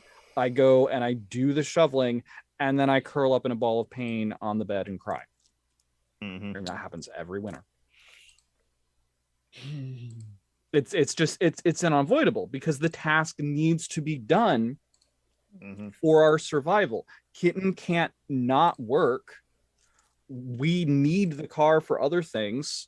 We need the car to get groceries and other things. We can't just leave the car and wait for the snow to melt. That's also bad for the car. Yeah. I don't have someone to help me because all the people that could help me that have offered, they've got their own shit going on. Like Kitten's nephew-in-law has offered, but he's got his own car to dig out. He's got all his kids to look after, and he's got his own job to work and lives in the next town over. It's really not fair to ask him to come and, dig my car out. Yeah. On top of all of that. Yeah. And he works like our niece and nephew work in Olive Garden. He works in the kitchen. And she works all the different service things. Well, obviously, your local church is offering all this shit for free with no questions asked, right? No, but they'll talk to you about Jesus as a couple of those church people who are offering saying, "Hey, you want free food? Come to this church at this time, specifically on Tuesday." You're wearing a St. Andrew or something? No, this is a Valnut with a wolf on it. Because I'm a heathen. I was wearing my non-binary sweater hoodie at that day when those church people showed up. Didn't bring that up. I just said I don't care about Jesus. And also like I am now like very much so openly trans. Like apparently I apparently passed because like there was the one lady at the grocery store who didn't realize I was trans, and then it came up in the conversation because she was being an ass about things, and all of a sudden apparently she gave Kitten all these dirty looks. But yeah, being openly trans. Should I say congratulations or not for passing? I'm never sure about. I've begun to see passing culture as the reason why a culture of needing to pass exists. It exists because of transphobia. Yeah. So the needing to pass is bad. The passing is. It's up to the individual.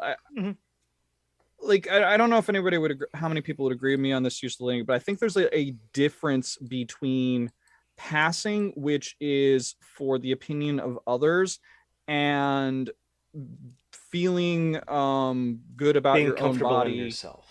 Yeah, and just not the opposite of dysphoria. What was it? Euphoria, yeah, and having gender euphoria with yourself and not experiencing as much dysphoria. That there's a difference between that, especially for a lot of non-binary people. Hello. And passing. Because passing is you fit into the expected normal, and let's reiterate here, normal is a word that specifically refers to a white-centric view of what the world should look like. And technically, normal means a stick pointing straight up out of the ground. Originally, yeah, it was like a. that's literally what it refers to. Is the right angle from the ground. It was a Latin engineering term. Yeah. So if you want to be normal, you want to be a stick in the mud. Literally. Yeah. And then there was like Adolphe Quetelet and these other thinkers that came up with all these other ideas, and they turned the word normal into what everybody takes for granted today. And people are like, oh, but there's always been a concept of no. There are multiple kinds of normal. Mm-hmm. Mm-hmm. I am abnormal. Tabby, Jonathan, you are both normals. Different kinds of normal from me. I'm confused now. There's the normal that is 50% of the population. There's the normal that is 25% of the population, is what I'm saying. Yeah. But I mean, what I'm there are different ways to be normal. There are things that just occur naturally and normally, and right. But what I'm getting at is the changing of the use of the word normal that didn't happen until the 1800s. Mm-hmm. Yeah. I'm trying to reclaim normal for people. I've just given up on normal. I start using ordinary or typical. Yeah. That's a thing I try to do sometimes. It is. Yeah. And if we were talking about like statistically of some things, then just go with average, because that's the accurate term for the statistics as we're. So I would say. Wait, when you say average, you mean autistic is ordinary. Oh yeah, that's a good point. Yeah, I think meme as we're have to go back to the statistics. I mean that's the thing. It doesn't work when you're talking about a varied population to talk about the one central thing, right? Because I mean, according to normal, redheads should be abolished. Pretty much, yeah.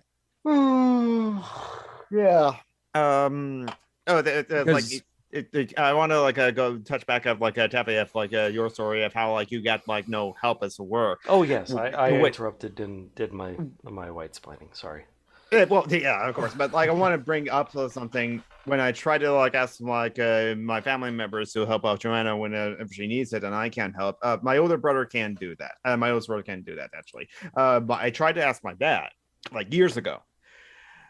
Oh, my dad said, "Are you sure? Is she real? Is she using you or something like that?" Why is that people's first instinct when I tell people that give someone money is that they're using me? Oh yeah, that's right. It's just the capitalist syndrome forces us to not trust others. No, there is, I think, a thing in people where we want to help, but we also want to avoid being cheated. There is, I think, that natural instinct, but there is, and I actually have been scammed, and I'm still willing to give money to people who need it. But my dad also asked, "Doesn't she have family member to help?"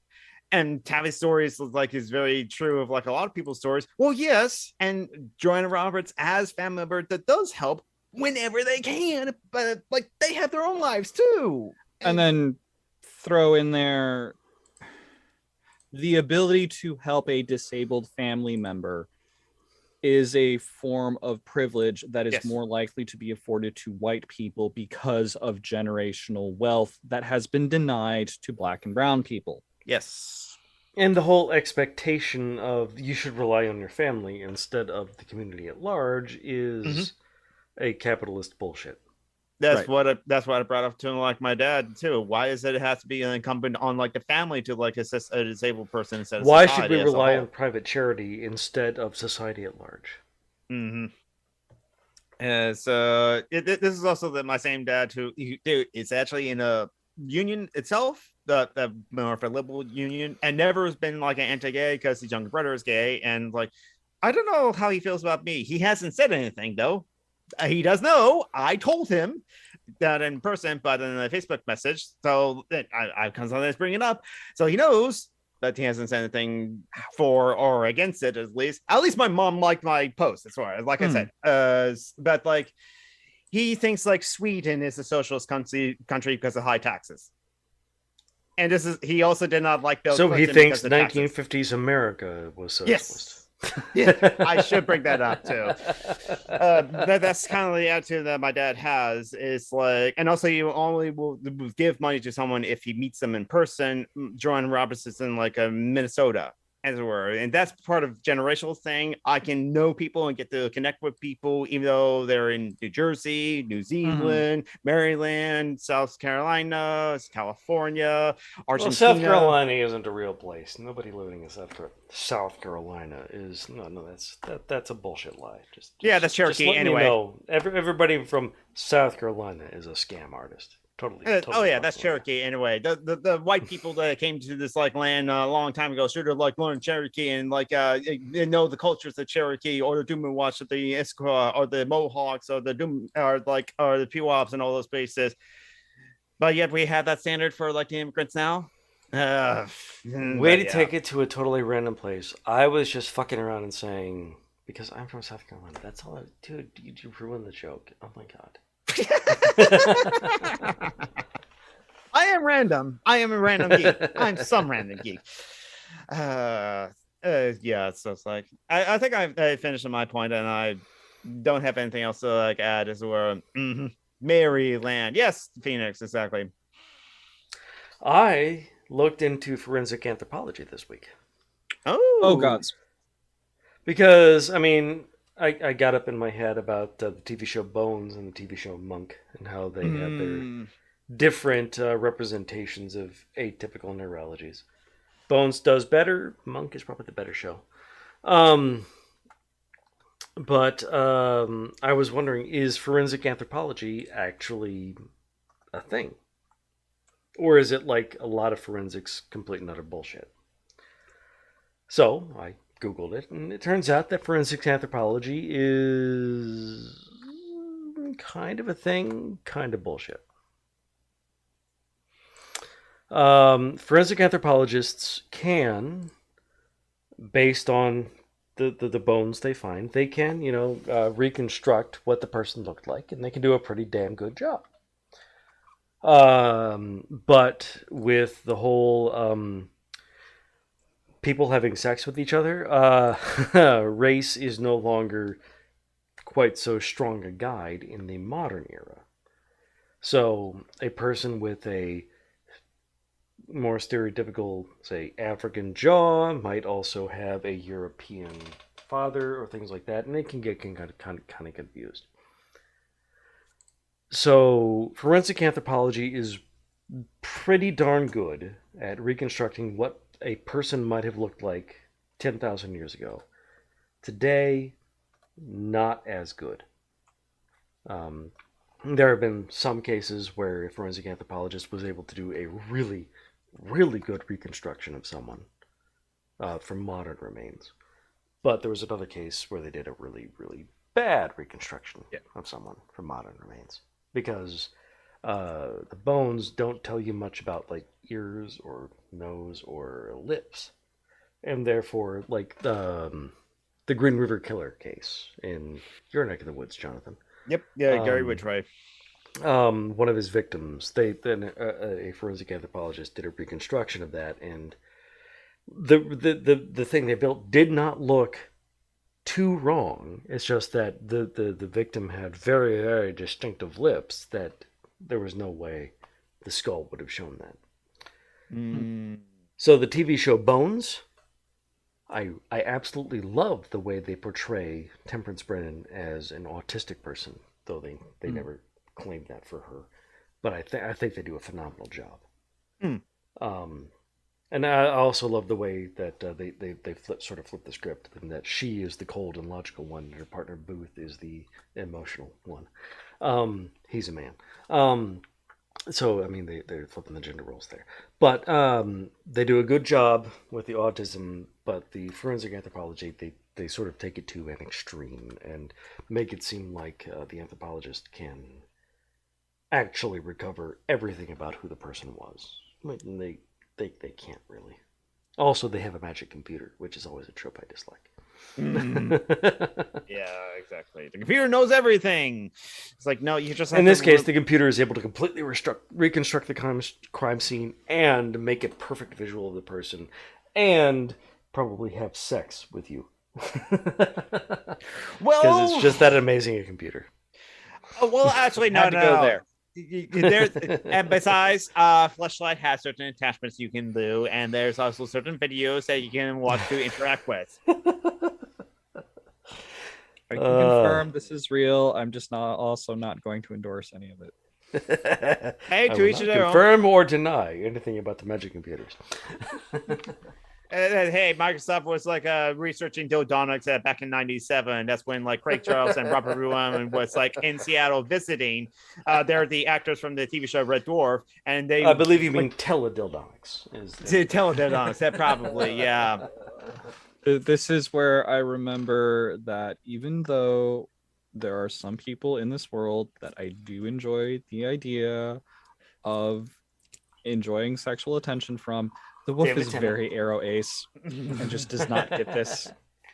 Mm-hmm. No. What way does anyone else have anything else to like add or mention? No, I pretty much run dry. I'm surprised, honestly, my earbuds haven't told me that they're running low yet. Probably because we started late, because obviously that was not my fault. That was my alarm clock. Totally not me. Not at all. Not even a little. The alarm clock that just went off right as we started, too. Right before we went on air. I never make a mistake. That was obviously technology. Okay, so Tavi, I think you said you were getting like a bit of burnout too. So I think you finished your thoughts. It is getting like past 5 o'clock, and I know this is usually like the stopping point, because otherwise it just goes on, and we could go on forever and then exhaust ourselves. It's obviously just the friends chatting, and therefore we go until we stop chatting. But obviously, I know I'm wearing out. I'm about to. I should get some more food. I should like get some food, and then later on I'll plan to like stream a little bit. But so going to do the plugs. CharityLinks.page. You got to always remember that the link to CharityLinks.page is down below into the description as Jonathan always has the links, even when they don't have the links. Jonathan has the links. Our friend Tavi Wolfus sometimes streams on like Twitch, so go check out our friend Tavi Wolfus on like Twitch right there. Hopefully, I'll try to get a stream in this week. I've been having a lot of conversations with friends, and a lot of friends have just been encouraging me to do more with it. I've got a handle now on. I kind of just hadn't been streaming because I was already exhausted anyway through all the worst of the hate raid crap. Yeah, but I have a handle now on like what do I need to install in order to block that down. Mm-hmm. For me, I just turn off my follow alerts right now because like even all the alerts except for like the donation sub alerts are going to be off. Mm-hmm. I may, because I know of one particular friend being actively personally targeted. Mm-hmm. I may just turn off raids. Yeah. The first time I see a raid doing that, I'm just going to turn off raids. Yeah, exactly. Yeah, I found enough of what you can do that. Yes, you can do that. I actually tried the raids, and someone's like, "Oh, I can't rate this person," and it's like, "You know what? That's fair. Exactly. I mean, the thing you can do is just do the old-fashioned thing and be like, here's the link in chat, and be like, hey, check everybody, go over here and go say something positive in the other person's chat. Go. And that was originally how it was done before it was mechanic. Yeah, that's before it became mechanic and with alerts and all. But how are you supposed to hurt people that way? That's and I definitely totally agree with that. Oh, and Dave, you might be interested to know I don't know when they're starting up with their first beta test. There is a new group called Altair. I've been participating in some of the conversations over there that is trying to build a streaming platform with the idea of the platform's mechanics itself being mindful of mental health. And one of the big things they have been looking into is working with developers and community members on how things like hate raids can be negated. There's a lot of things such as it's not going to have viewer like the recommendation metrics. Mm-hmm. None of it's going to be like viewer based or anything. You're also, I mean, you're like they have it so if you want to see what your viewer numbers are, you have to opt into that. Oh yeah, I see. By default, they have that off because that's shown like people stress out about it. Oh yeah. So they want to make that just from the culture from the start. Just don't worry about it. Yeah. But how are you supposed to monetize if you or have a measuring contest? There like check their blog and stuff. There's conversations about that. Yeah, and the blog is linked on the main. I was being semi-fatuous. I wasn't facetious. I thought, yeah, yeah. They are gonna have ads, but they're gonna try to avoid having like the ads where you have to watch the whole ad before you get into the stream. You know how like on YouTube you can also have those box ads at the bottom of the thing, and then you click it and you close it. Yep. Yeah, like the Asian women for older men that YouTube decided that I definitely they're totally into me. Yeah. They still do that. I wish they wouldn't. And yeah, check out their code of conduct. Check out their blog. There's been some stuff going on, but like everything that's been going on where the community has said like, hey, this way you're doing a thing isn't that great. I've been like in active conversations because I'm part of that whole visionary group thing, and the people like particularly like Brian Avalon Star, who's the head of it, have been very responsive, very actively listening and going, okay, we're going to change the way we're doing this based on all of this feedback. Altair, oh, it's the Animus. You're working for the evil overlords. Okay, that's why it sounded familiar. This is not Assassin's Creed. And no, we cannot like go back into our ancestors like past and like find out what they did and like jump around in like Israel or Italy. No, I get it. Tavi the Wolfess is working for the Knights Templar. I'm disappointed, but I'm not surprised. The Tavi the heathen working for the Knights Templar. Wow. You usually kill those people in the Assassin's Creed anyway. Unless your character is working for them, which has happened in a couple of games.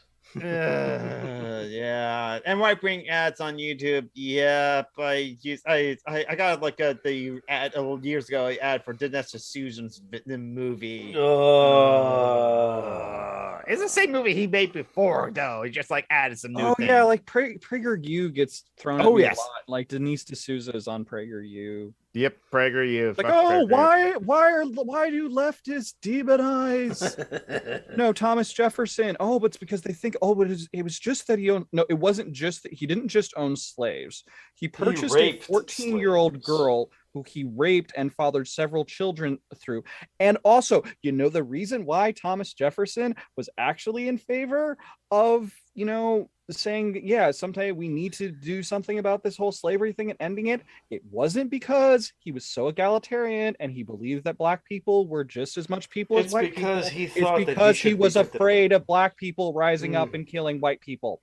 Yep. The South was so terrified of what they called servile insurrection. Yep. The servile insurrection was their phrase for black people rising up and doing the right thing and killing white people. Actual, as Tavi said, actual letters between Thomas Jefferson and George Washington. Both were slave owners and both did horrible things. And slavery is just one all of them. Even the ones who lived up north were complete monsters. And you go into the Declaration of Independence and you see what the things that Thomas Jefferson said about indigenous people, and then you see other things that Thomas Jefferson and George Washington and other founding fathers said about the Iroquois and other indigenous nations. And you get part of the whole thing of the Revolution was that King George had treaties signed with the Iroquois and with other groups. They didn't want to honor those treaties. They wanted to go in. I feel pretty certain that Joey, the indigenous heretic, would have something to say about this. but we're also at the end of the show, so we can bring Joey on to talk about that next time. I would love that.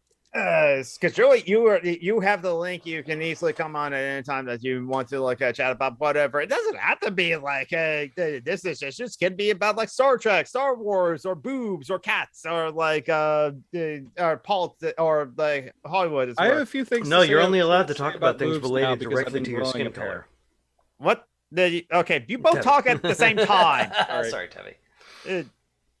I was saying I have a few things to say about boobs right now because I've been growing a pair. People have been kind of getting on my case about you're going to need to wear bras, and I'm like, I don't want to deal with it. You only have to wear bras if they would make you more comfortable. That's Can I please just have the boobies without having to deal with the torture devices? Because I'm sorry, I am an autistic trans woman. I wear these loose, baggy clothes for a reason. Sensory issues. It is a There's huge a reason yeah. I didn't wear jeans until I social can't pressure stand anything tight around my upper body. I hate it. Meanwhile, just the odd thing is I do actually like the pressure of wearing tights on my legs, but it's different areas, different sensory. Yep.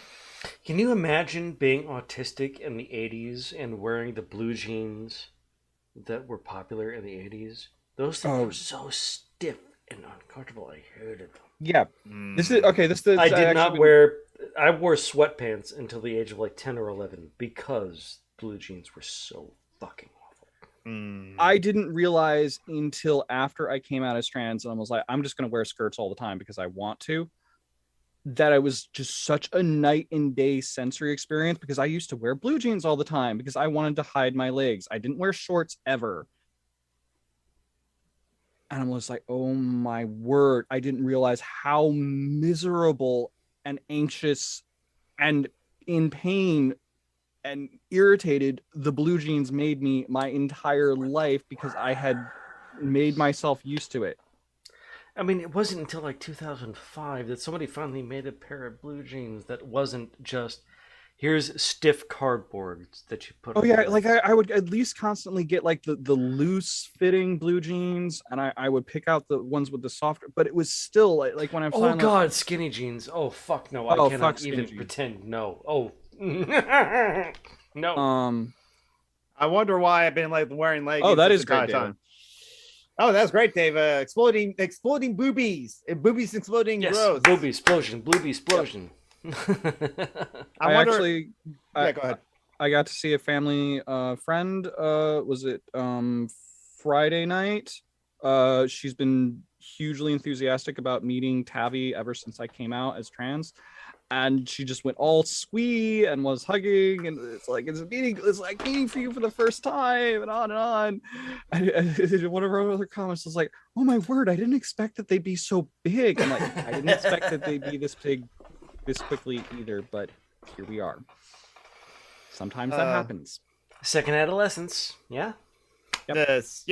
The skirts are comfy and easy to wear. Yes, I find my skirts are really, really warm compared to my shorts. So I expect to be wearing them more now that winter is coming, but not so much lately because summer in South Carolina is hot as fuck. Satan swampy ass crack. Yeah. As I was trying to end the show. We can always keep chatting. Quit trying to end things. What the fuck is wrong with you? I don't know. So, yeah, share the links up page. Tavi Wolfus, twitch.tv/Tavi Wolfus with underscore between Tavi and Wolfus. Lin Wu also streams, so Lin_Wu. That's what I was like going to do. Link my Twitch channel, because Summer and Geek on Twitch, Summer and Geek on Twitter, Summer and Geek on YouTube. I will eventually post a video up eventually. And John Brockman, you're part of another podcast, aren't you? Yes, I am. Dungeons and Debacles podcast. I need to catch that. What's up? Is that I need to catch that. I keep meaning to, because all my friends are getting me into D&D lately. It's a lot of fun. Very, very, very different from this. We're playing a D&D game. We're saving the world from an evil red dragon cult. I started out playing a lawful neutral cop, of all things. Then I switched over to a lawful neutral communist monk. And now I am a lawful good paladin / priest.